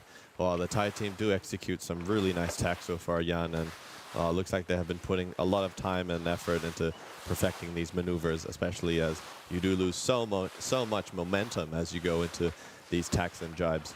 Yeah, every tack is about a loss of 10 meters. So that's substantial. That's substantial. It's substantial, but you know, they're counting how many tacks they're putting in and how many tacks the other boats are also putting in. So they know that if they do get into a battle, right there, just trying to recuperate a little bit. It's yeah, just that's so Dylan hard. on board. He's super enthusiastic. He's a big guy. I think he's the biggest guy on board, and I think he's trying just to get as much weight out as he can, and he's really setting a standard for this fleet, especially in and this probably trying to breathe a SSL47. little bit Yes. as well. You know, it's it's just really hard sitting out there and hanging because they're just holding onto a rope. That's it. I mean, there's no straps. There's no way those guys are holding on Look at to him go anything. again. Look They at don't him have go a again. harness. They don't have anything. Yeah, it's all grip strength, and as we can see, Her Majesty right there as well with that white hat sitting just behind that helmsman and in between the strategist with Don. He's just sitting up, looking at the wind right now. Oh, it's looking real patchy out there, but don't be fooled, listeners. Those dark patches are not wind pressures. They are clouds. We have a lot of high clouds right now, and they might fool that naked eye sometimes. So Yeah, it look is at this. really tricky to What see. a great image as we see all teams right there, all of them hiking. It's really great. You can see every single one of the teams and the way they're set up. Look at the Malaysian boats right there, all really bunched up together along with the Philippine team. We can really see how they're set themselves up in the boat. Yeah, definitely, as we are on board right now with the Philippine team. Very clean on board. A clean boat is a fast boat, Jan, as we've said before. And it seems like a lot of the teams have managed to keep as much power as they can in that mainsail. We're not seeing so much flogging of that mainsail. Looks like these conditions are still manageable for a lot of these sailors. And as the Philippine team said before earlier in that interview, that windy breeze that they've had in that first and second day of racing really caused them to have to adjust their sailing style and have to learn again. In terms of dock talk yesterday, that was one of the biggest talks about is not letting those mainsails flog right there as we're looking at Malaysian boat putting an attack right there. Yeah, so that was. It's close. Oh my God. Oh, are they gonna? Jury boat was right there. That's a very late tack from that Malaysian monsoon team. Oh, there's a protest. flag. Protest Looks right like there there's a flag. from. Who is that? That's the Take a Myanmar look at the team jury boat. protesting. Oh, I can't really see what flag that is. Oh, I boy. think so. Now, are they just going into attack or are they going into 360? 360. So there it is.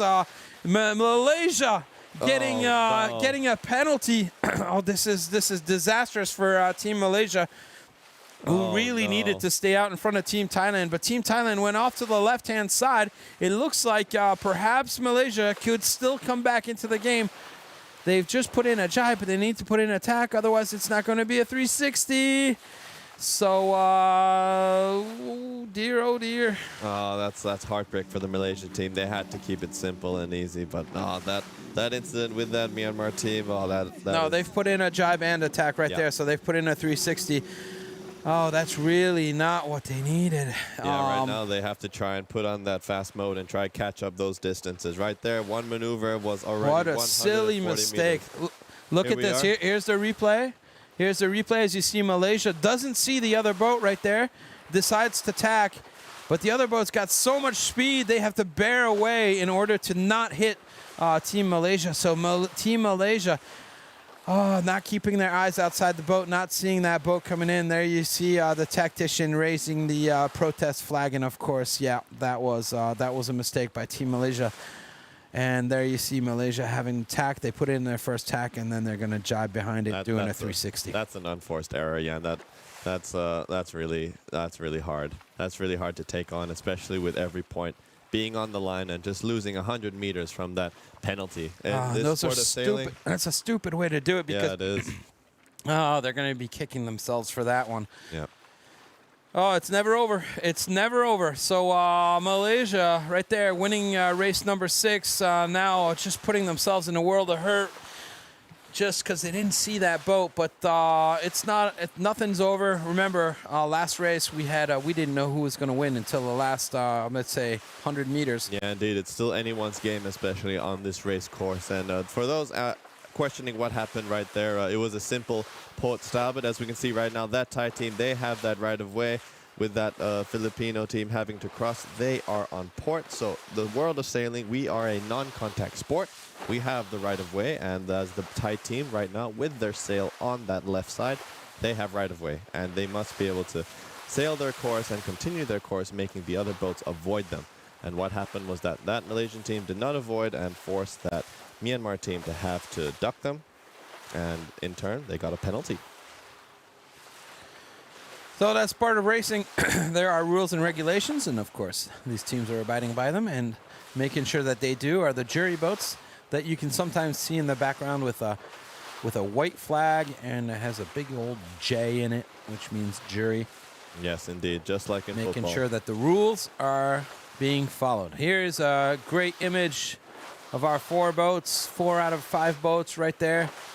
As we see Philippines, Vietnam, Myanmar, and Thailand all battling it out right there on a starboard tack. Yeah, it's super tight between all these 4 boats. Just 50 meters between all of them. I mean, not even 10 within the top 3. And I'm sure there's a lot on the line right now. And a lot of these sailors, especially we can see Vietnam in the podium right now. They have found their groove in this race course so far, Jan. Look at that. Team Vietnam in 2nd place. This is their best result so far. So sailing clean. Nobody's really bothering them. There's no reason why other teams would want to go and bother them. But Vietnam sailing their own team, right? Sailing their own race, and we see that they're hiking out a little bit more today. So getting into the groove. Yeah, definitely. And it looks like they managed to cross both the Myanmar and the Filipino team, and they're just above that Thai team, holding on well. So it's gonna be really good to see them in the play, especially as we cross that 1 kilometer distance to that mark number 1. And Malaysia's just not too far. They've managed to find a little bit of a groove, and they're just only 80 meters behind that leader. So it's still anyone's game, Jan. Yeah, that's really good. I'm very happy that Malaysia is now back into the game. That would have been sad to see them for such a dumb little mistake like that, and then to be out of it. from the beginning. So I'm really happy Malaysia's still in it. We still got ourselves a battle.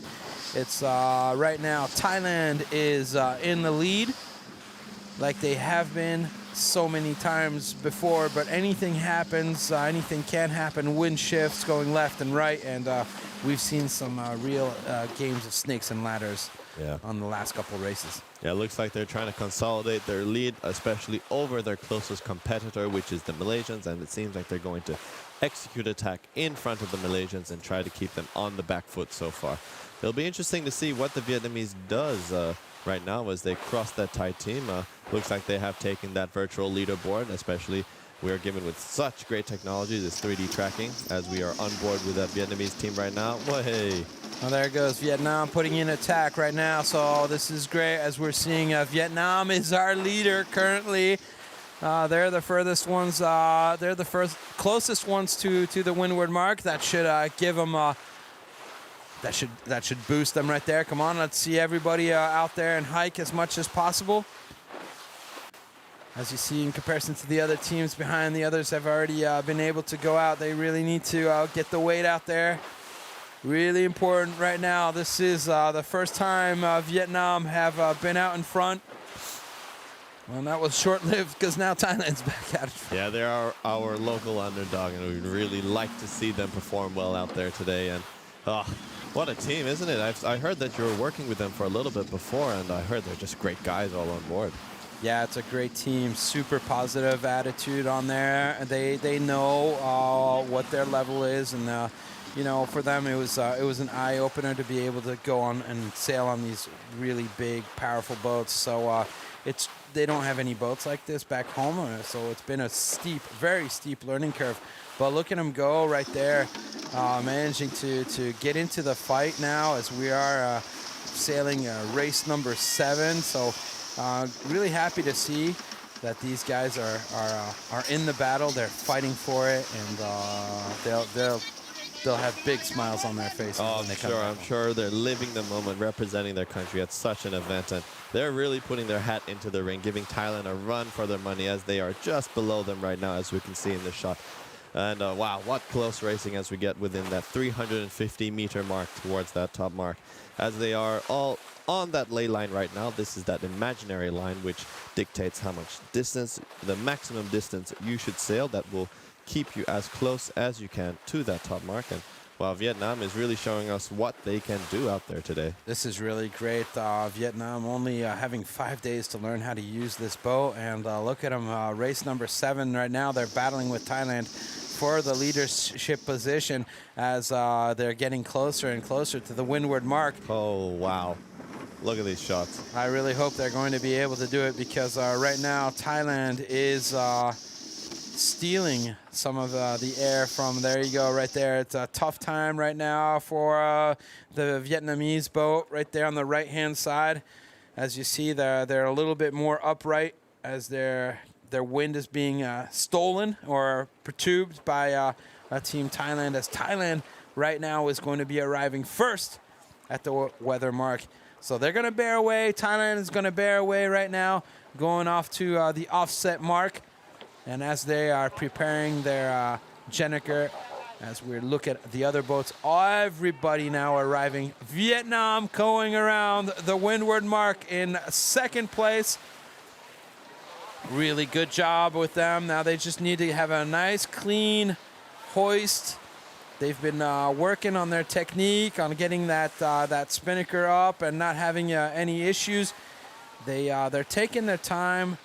Let's take a look here. Team Vietnam coming around right now, bearing away, getting a good bear away. So that's very good. We saw some other teams having a hard time. There we go as we see them bear away. And they should be starting to hoist right there. So now the grinders are hoisting.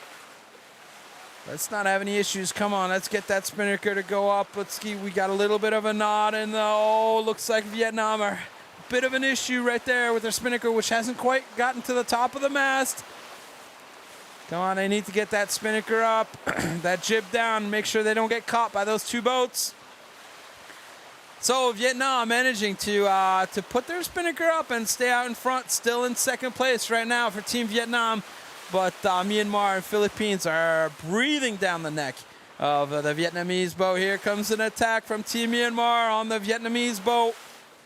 Yeah, definitely. For every second that you don't get that spinnaker up, you really lose distance. And as you can see right now, it's only a mere matter of a couple of meters between all these boats as we see Malaysia come into the play on that top right side of your screen. Vietnam right now, they've got to do something. Either they luff and they protect themselves from Team Myanmar right there, which you're seeing attack Team Vietnam, or Vietnam jibes. Perhaps they have enough place to be able to get out in front of the other boat over there, but they're going to have to do something about it because their wind is being stolen right there from the boat. As you see right here, Myanmar, of course, you go windward, you steal the wind from Team Vietnam. Team Vietnam right now, they don't have a choice. They have to jibe.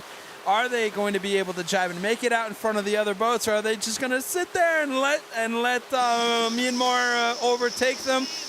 Look at that. They have room right now, but they've got to be really careful because those two boats back there, they're very close. Malaysian boat is just behind the Vietnamese boat. So Philippines and Malaysia right there.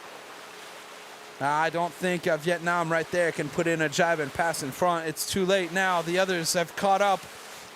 So everybody is bunched together. Thailand is out in front, but look at how close this is right here. The Philippines on the left-hand side of your screen, Vietnam in the middle, and Myanmar over on the right-hand side of your screen right now. Oh, Thailand, what happened there? They're losing a little bit of their spinnaker. Something happened. They've got good speed, though. Look at the speed these boats have got. It's cruising. Yeah, it looks like a massive gust of pressure came in from that left side of the course, looking upwind, and has caused a lot of havoc, and it's causing all these teams to bunch up together, as we can see right now. That battle for second to fourth place is all within 50 meters. What tight racing, Jan. What tight racing.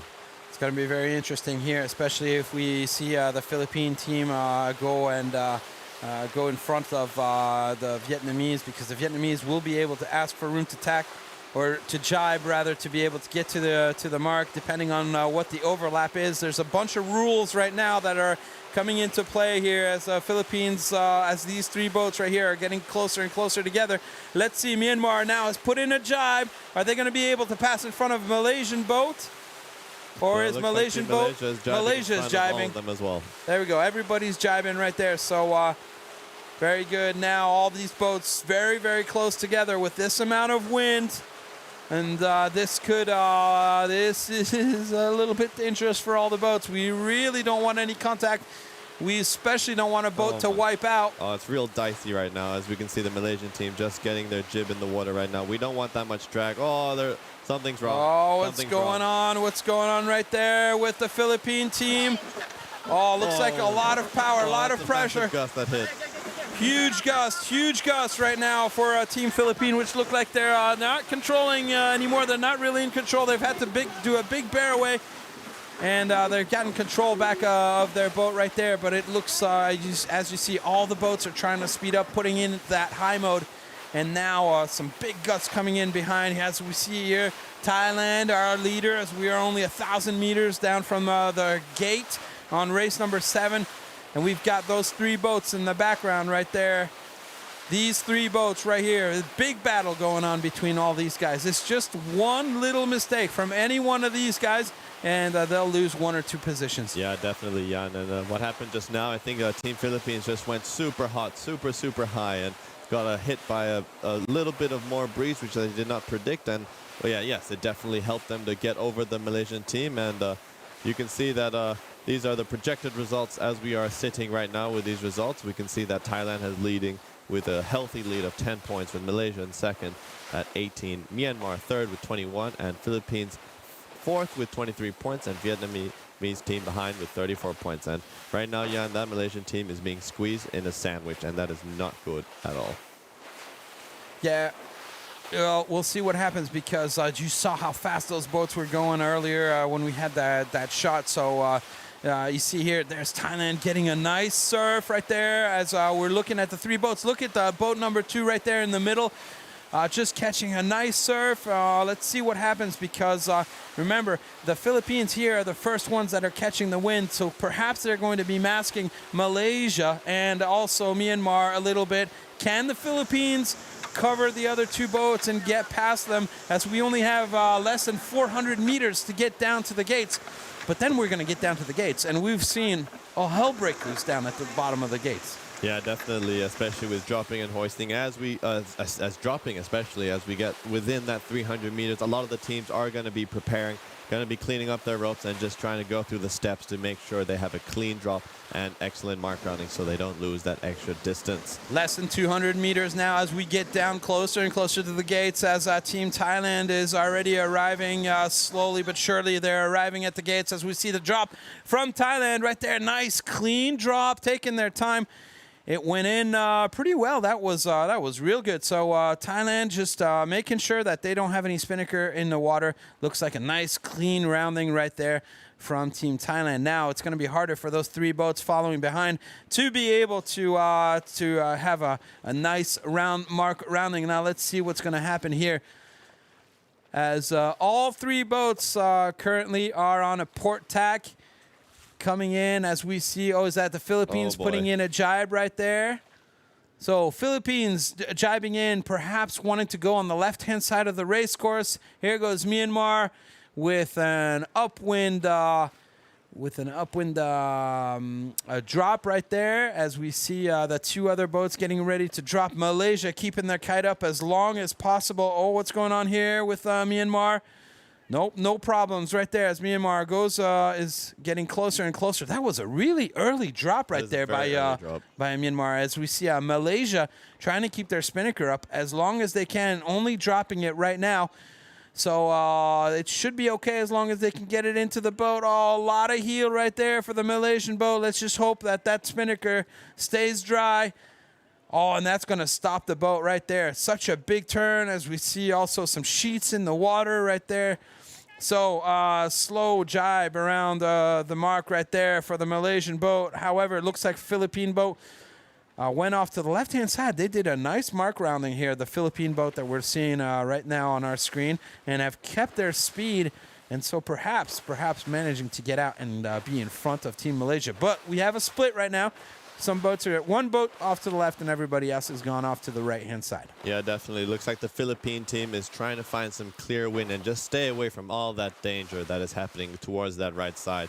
As you can see, that Myanmar and Malaysia had quite a slow mark rounding, coming in really hot and just killing all of the momentum and just having to rebuild all of that speed. As you can see, the time difference between all of those teams are all within 20 seconds. So it's still super close racing. As you can see right now, the strategist just behind that Philippines team, he's just looking behind his or her shoulder, just trying to see, okay, guys, we're going toward the right side and, executing a good race plan. But they're trying to put as much risk into their play to try and get back as many points as they can.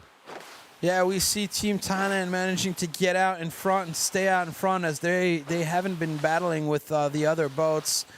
And that's allowed them to keep their speed, and now we can see that they have quite a bit of a distance of a lead. I'm sorry, on the other boats. So Thailand is out in front. It looks like nobody's going to be bothering them, and we see Malaysia, Myanmar back in second and third place, and Vietnam back down to fifth.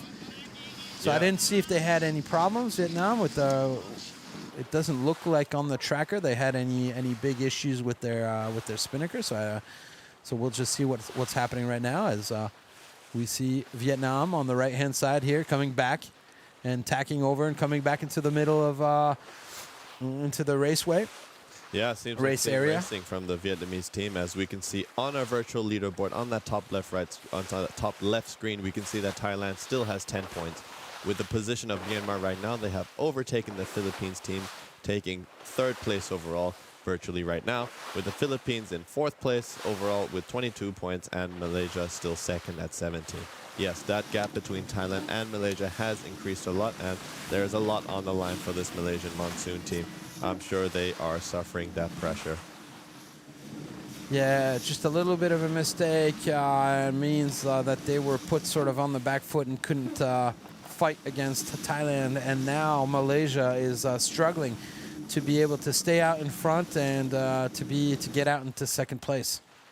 Yeah, as we can see right now, a lot of the teams are trying to just make their way up this race course as efficiently and as fast as they can. We can see here, looks like we have Philippines at the bottom of our screen and Malaysia in the middle. Looks like they might be on a head-to-head trajectory, but it looks like the Philippine team has found another gear and they're coming out well, rounding that left side bottom mark.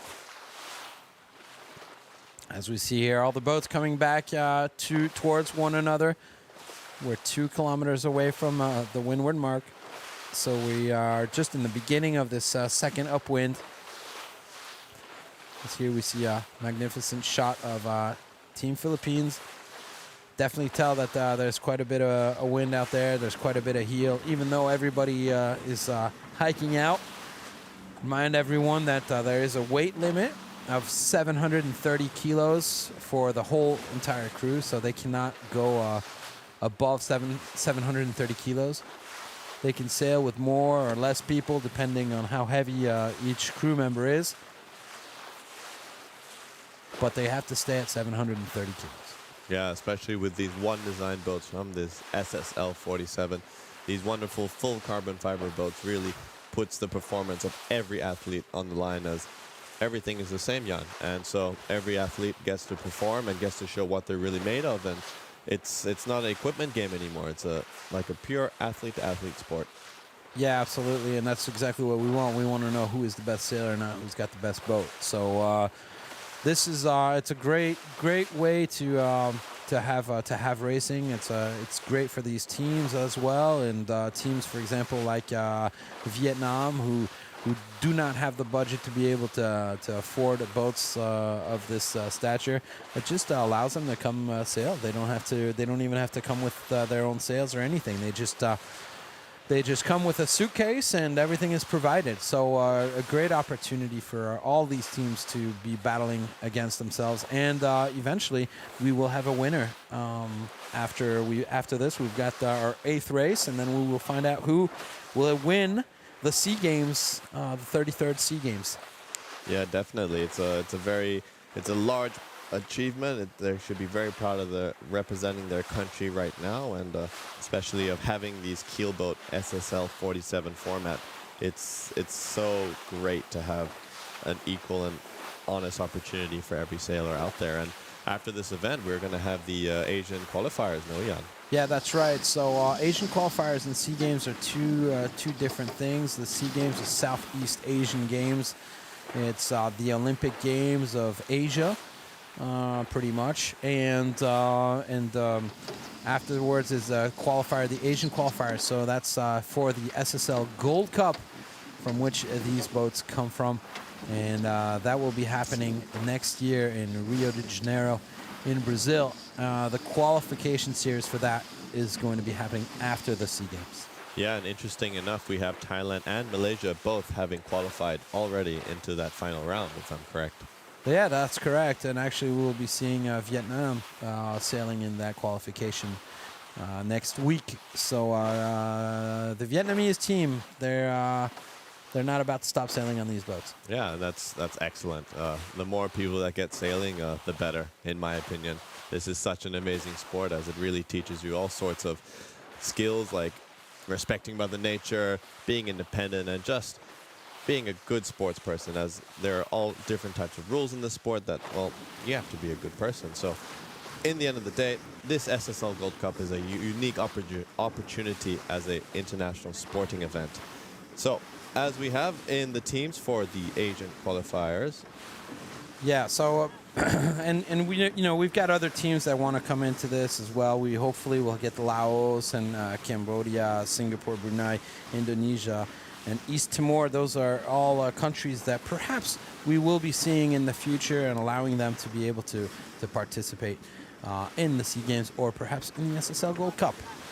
Indeed, Jan. So now let's tune back into the racing. As we can see, Team Thailand is leading ahead with 225 meters from Myanmar, who's second overall, with the Philippines just behind with 10 meters, trailing them with Malaysia at 331 meters away from that Thai team, and Vietnam just behind them as well. It's still pretty tight, close racing for that podium position, Jan, and I still think it's anyone's game. Still anyone's game. We've just gone underneath the 1,000 meter distance to the weather mark. And as we are here on board with Team Malaysia, which is currently sitting in 4th place, going off to the right-hand side as we see them along with Philippines actually are coming back into the middle. As we see Malaysia right there in the background of the Philippines boat. So these two boats are separating, and it looks like, again, Malaysia going off to the right-hand side. Yeah, it's kind of been the story for Team Malaysia this regatta. They've really liked that right side, and speaking to Nizam personally, he does say that there is something special in this Gulf of Thailand that we have here in Pattaya. And on that right side, it's been paying off a lot for him. So I think he's just sticking to his guns, sticking to what he knows, and statistically, it does pay off. So let's see if that happens towards that. Well, he did manage to come back as he went off to the right-hand side on the first upwind mark of this race. Same thing with race number 6. You know, he's going even further off to the right because he really needs to make something happen in order to be able to catch up with Team Thailand. But that's going to be hard. He's 350 meters behind Team Thailand. That's a long ways back for Team Malaysia. Yeah, especially with we're getting within that 500-meter zone towards that top mark. There's not much opportunity for them to fight back. But I think if they can still secure that podium position within race number 7, I think that'll be a win in their books after that horrible mistake that they made. Did you see the tracker on Myanmar right there, as we saw earlier? Okay. Right. No. Okay. So that was a glitch. Because it looked like they were putting in a whole bunch of tacks, but that's not the case. Anyway, let's get back to the image here we have in front of us as we see Team Philippines. It doesn't look like they need to hike quite as much. Maybe they've got a little bit less wind right now on this left-hand side. Yeah, it's been quite shifty so far today as the gusts are coming in from both corners of the race course, and it does look like they are in a little bit of a lull. Looks like they're in a little bit of some cloud cover. Today is quite overcast here and there, so it's been quite difficult to try and connect your way up this race course. And as we see, Malaysia have reached that ley line. It looks like they're going to one and gun it towards that top mark and do as little maneuvers as they can. Yeah, so now let's just see what happens if it's so hard from where Malaysia is right now. You see how far away they are from that windward mark. Really difficult to tell whether they've got it right. You see, if you draw a straight line from where Malaysia is to the windward mark, are they gonna? It looks like right now they're not going to be able to do it, but we'll see. We'll see, because if Thailand, Myanmar, and Vietnam tack on top of Malaysia, that's going to make it harder for Malaysia as well. So. Difficult position right now for Malaysia to be able to come back and be in contact with the 3 other boats in front of them. And we'll see what happens. They were at 350 meters behind, now 360. So it's not looking like Malaysia is actually getting any closer to the front of the pack. But they're not getting any further either. So... yeah, it's a tricky race course out there in front of Ocean Marina, and we have all sorts of different breeze, especially with the current coming into play between low and high tide. As we're in a Gulf, we do have this eddy current going on, and it does trip a couple of sailors if you haven't been sailing in a lot of current. And so it's real tricky to come out towards that right side of the race course, and I myself have been stuck on that mark a couple of times in these regattas in front of Ocean Marina. So not fun times, let's say, but I think Malaysia is really trying their best to try and catch up while they can. Here is Team Thailand now, has just arrived at the weather mark. As we see right there, Her Majesty, the Queen, which is on the back of the boat right now. And as soon as we start getting that spinnaker up, we should be seeing her deciding on what are the ley lines and when to jibe. So here comes the spinnaker right now for the last time here in race number 7, as Thailand is looking like they have a little bit of a knot in there. Nothing special. Managing to get it out and get that spinnaker, asymmetrical spinnaker, floating. Here comes the rest of the boats, Myanmar, Philippines, Malaysia, and Vietnam, in that order, arriving to the weather mark right now. Yeah, I think Thailand just has to keep it simple, and they seem quite relaxed on board right now. As we can see, Team Myanmar is rounding that top mark and preparing for their hoist, with Team Philippines just behind and the Malaysian team just behind them. Yeah, Myanmar has really put on a show to keep that second place overall. Yeah, they're doing a great job right there. They really needed to do that, as they were fourth overall in terms of point standing before this race. So this is really good for Team Myanmar, who hopefully for them, they'll be able to get onto the podium. Yeah, definitely. Especially right now, their virtual position is third overall, if I'm correct. And for them, for their country, to be able to be on this podium in this keelboat racing of SSL47, it is a great honor, and they have shown that they deserve to be up here. As we can see, the Philippine team behind there having an issue with their spinnaker getting full. Looks like it's flopping in the wind. Looks like they have an issue there, Jan. Yeah, it's tough to be able to get that spinnaker to be full if you don't head up a little bit, especially when you have the jib that's up. So we saw Team Thailand right there just releasing just a couple of meters in order to have the spinnaker nice and full. We see Malaysia doing the same exact thing. They keep that jib up, but they take it down in order to fill up the spinnaker quicker. So as we see the last boat coming around, that's Team Vietnam. They're about to hoist their spinnaker, as we're seeing a jibe from Team Malaysia. So Team Malaysia deciding again to go to the right-hand side of the race course. Yeah. Nizam is sticking to his guns, and he's just trying to find everything to try and bring back Team Malaysia to the race.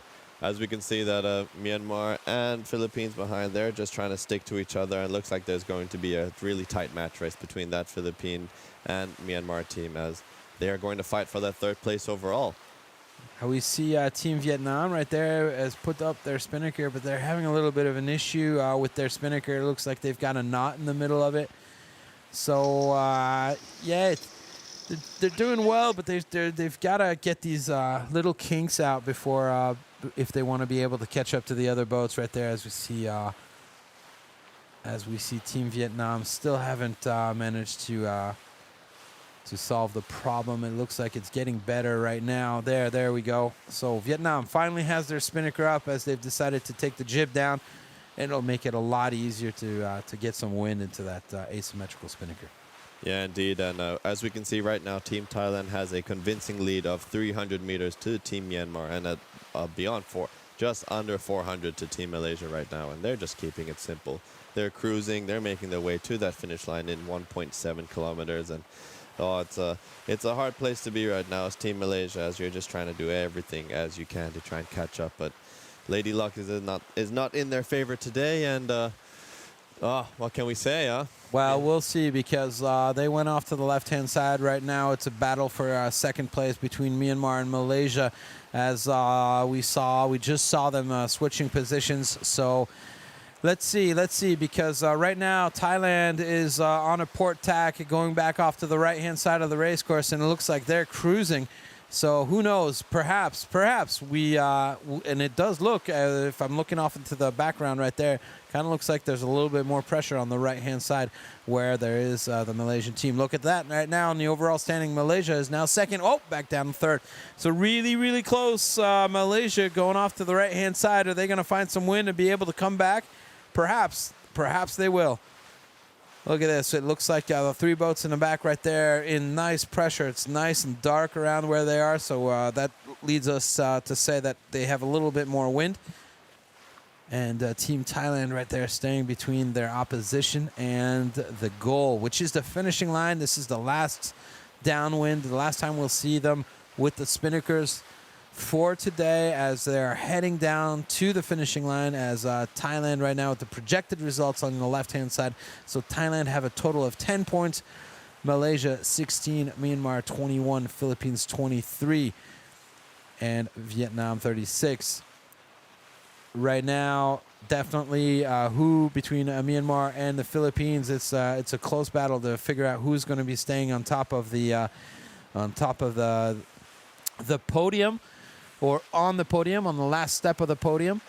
Yeah, definitely. And if Myanmar can clinch this second place overall, it will put them in quite a comfortable position into that last race tomorrow, only having to finish in front of that Filipino team to be able to clinch that bronze medal.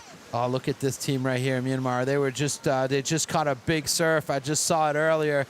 And looks like there's pressure right there. There's wind coming in from behind. As you see the boat with a little bit of heel, everybody's coming back.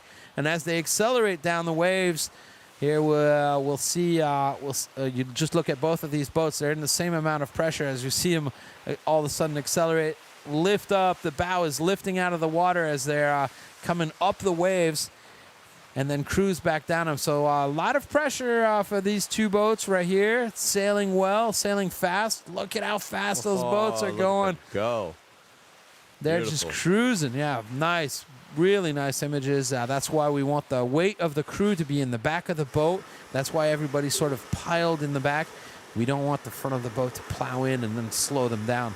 So here they are, just coming down, making sure that they're going fast. Then you got to be really nice and smooth. It's kind of crazy because this is when the boats are going the fastest, and this is when you got to be really the smoothest. Yeah, indeed. Any disturbance to that flow can act like a handbrake for these boats, and Myanmar is really performing exceptionally well out there on the water today, as we can see that they're surfing these 3.3-ton boats. And that's not a number to forget, ladies and gentlemen. That is a 3.3-ton full carbon fiber boat surfing these waves in our beautiful Gulf of Thailand. Yeah, now let's see what's going to happen here as we are 150 meters from the finishing line. Here comes Team Thailand about to cross the finishing line, and looking like they're going to get another win under their belt right there, giving themselves high five on that boat. Yeah, there it is. Congratulations. Yet another win for Team Thailand. Oh, look at that. Smiles all around. What a great job, as this is race number 7. This is the 5th race that they win. Indeed, and I think calculating from the results, I think they have clinched that gold medal without having to race that last race, Jan. We'll see. We'll see. I think that's quite an achievement so far in this result. As we can see, Team Myanmar is going downwind right now with Team Philippines in their windward to them. With we're going to see Team Philippines just driving to try and cover off that Malaysian team, I think. And Myanmar is just sailing exceptionally well to finish off in that second place overall. Congratulations to them. That's very good. Here we go. Team Myanmar coming across the line after 42 minutes of racing. Very good job putting in a second place right there. So this team, their two best results is a first and a second as they're jumping up and down on the boat. Very, very happy. Great to see that. Good team. Yeah, it's great to see those smiles all around. I don't think we'll be seeing the same smiles on these next two boats here. Team Malaysia, really, this one hurt for them. Yeah, definitely. It's going to be a lot on the shoulders of these Philippine and Malaysian team in the final race tomorrow, Jan. And it's going to be all for nothing into this final race number 8 for tomorrow, as this is our last race for today, race number 7. Yeah, and at home you can start getting your calculators out and figuring it out who potentially is going to win or who has already won, depending on what the results will be for race number 8. But don't forget, if we race an 8th race, the worst result of each team will be deducted from the overall results. So we'll see what happens. It's not over. We still got one more day of racing. We still got one more race in. And as a matter of fact, we need to take a look at what we're seeing here on the television, as we're seeing Vietnam coming right now to the finishing line of race number 7. We saw for the first time Vietnam leading in this race, and we also saw them up in second place for quite a while. So good job on them, getting closer and closer to the front of the pack. That's what I like to see. I think they could be proud of themselves. And that's it for the racing right now for today. Stick with us a little bit longer. as we'll have the pictures and the images, and perhaps also we'll get an interview, depending on whether Carolina manages to get out on one of those boats or not. But for the time being, take a look here as the boats are all on their way back in, and here are the results for this race number 7. So we said Thailand number 1 finished first with 1 point. Myanmar followed behind Philippines, Malaysia, and Vietnam. So let's take a look at the overall results. Overall results after 7 races, we have Thailand in the lead with 10 points, Malaysia with 17 points, Myanmar 21, Philippines only 1 little point behind Myanmar, so we still have a battle on our hands. Anybody could take that 3rd place for tomorrow, and Vietnam in the back with 36 points. So still pretty close between Malaysia, Myanmar, and the Philippines, where we only have 5 points separating those 3 teams.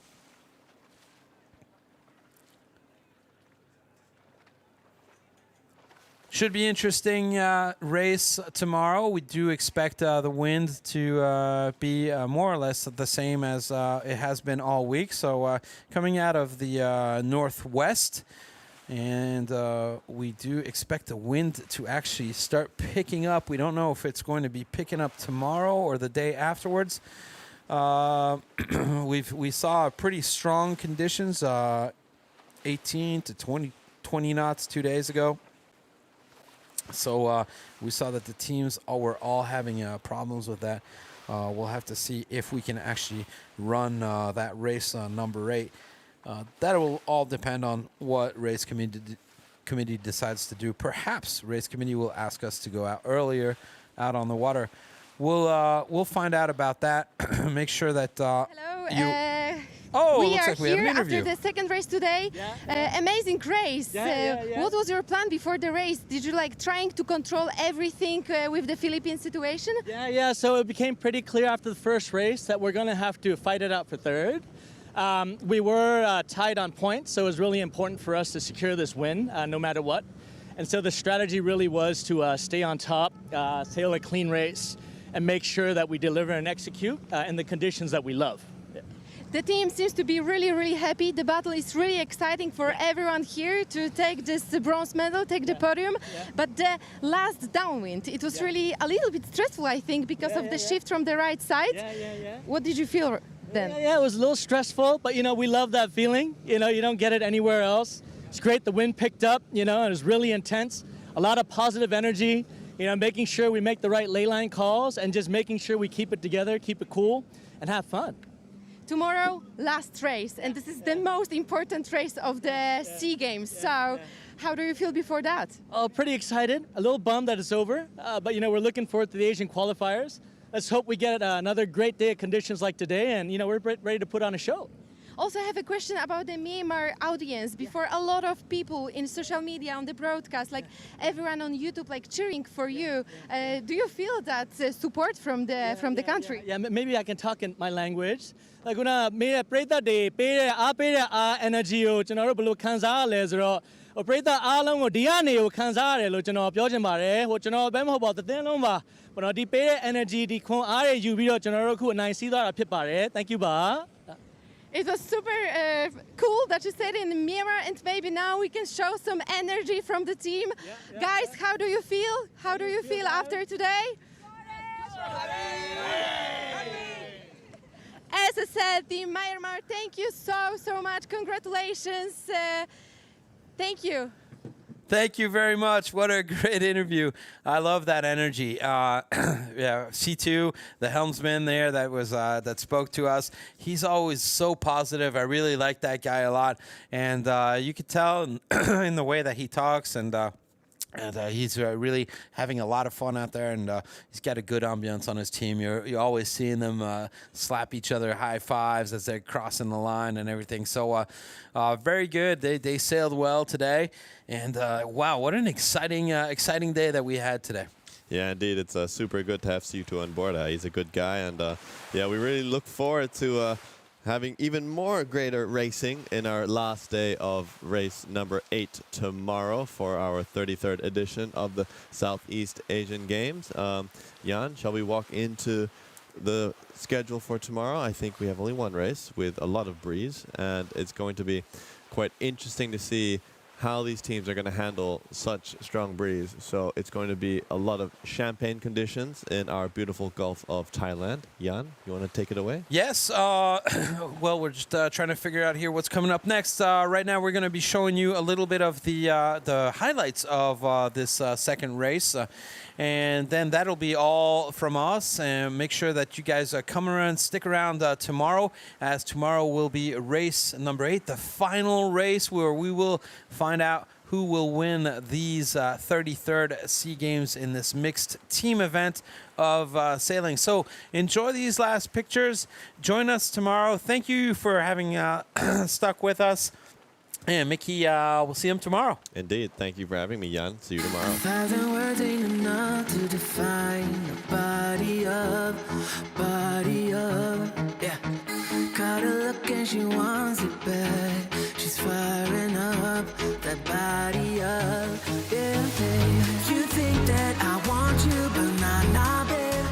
You're one in a million, but it's not for me. I'm not into girls with a plastic trace. Don't take it too personally, yeah. My fault, my bad. The word's out, but you aren't ready for it. Show off, appearance of I got this, but I got. Let's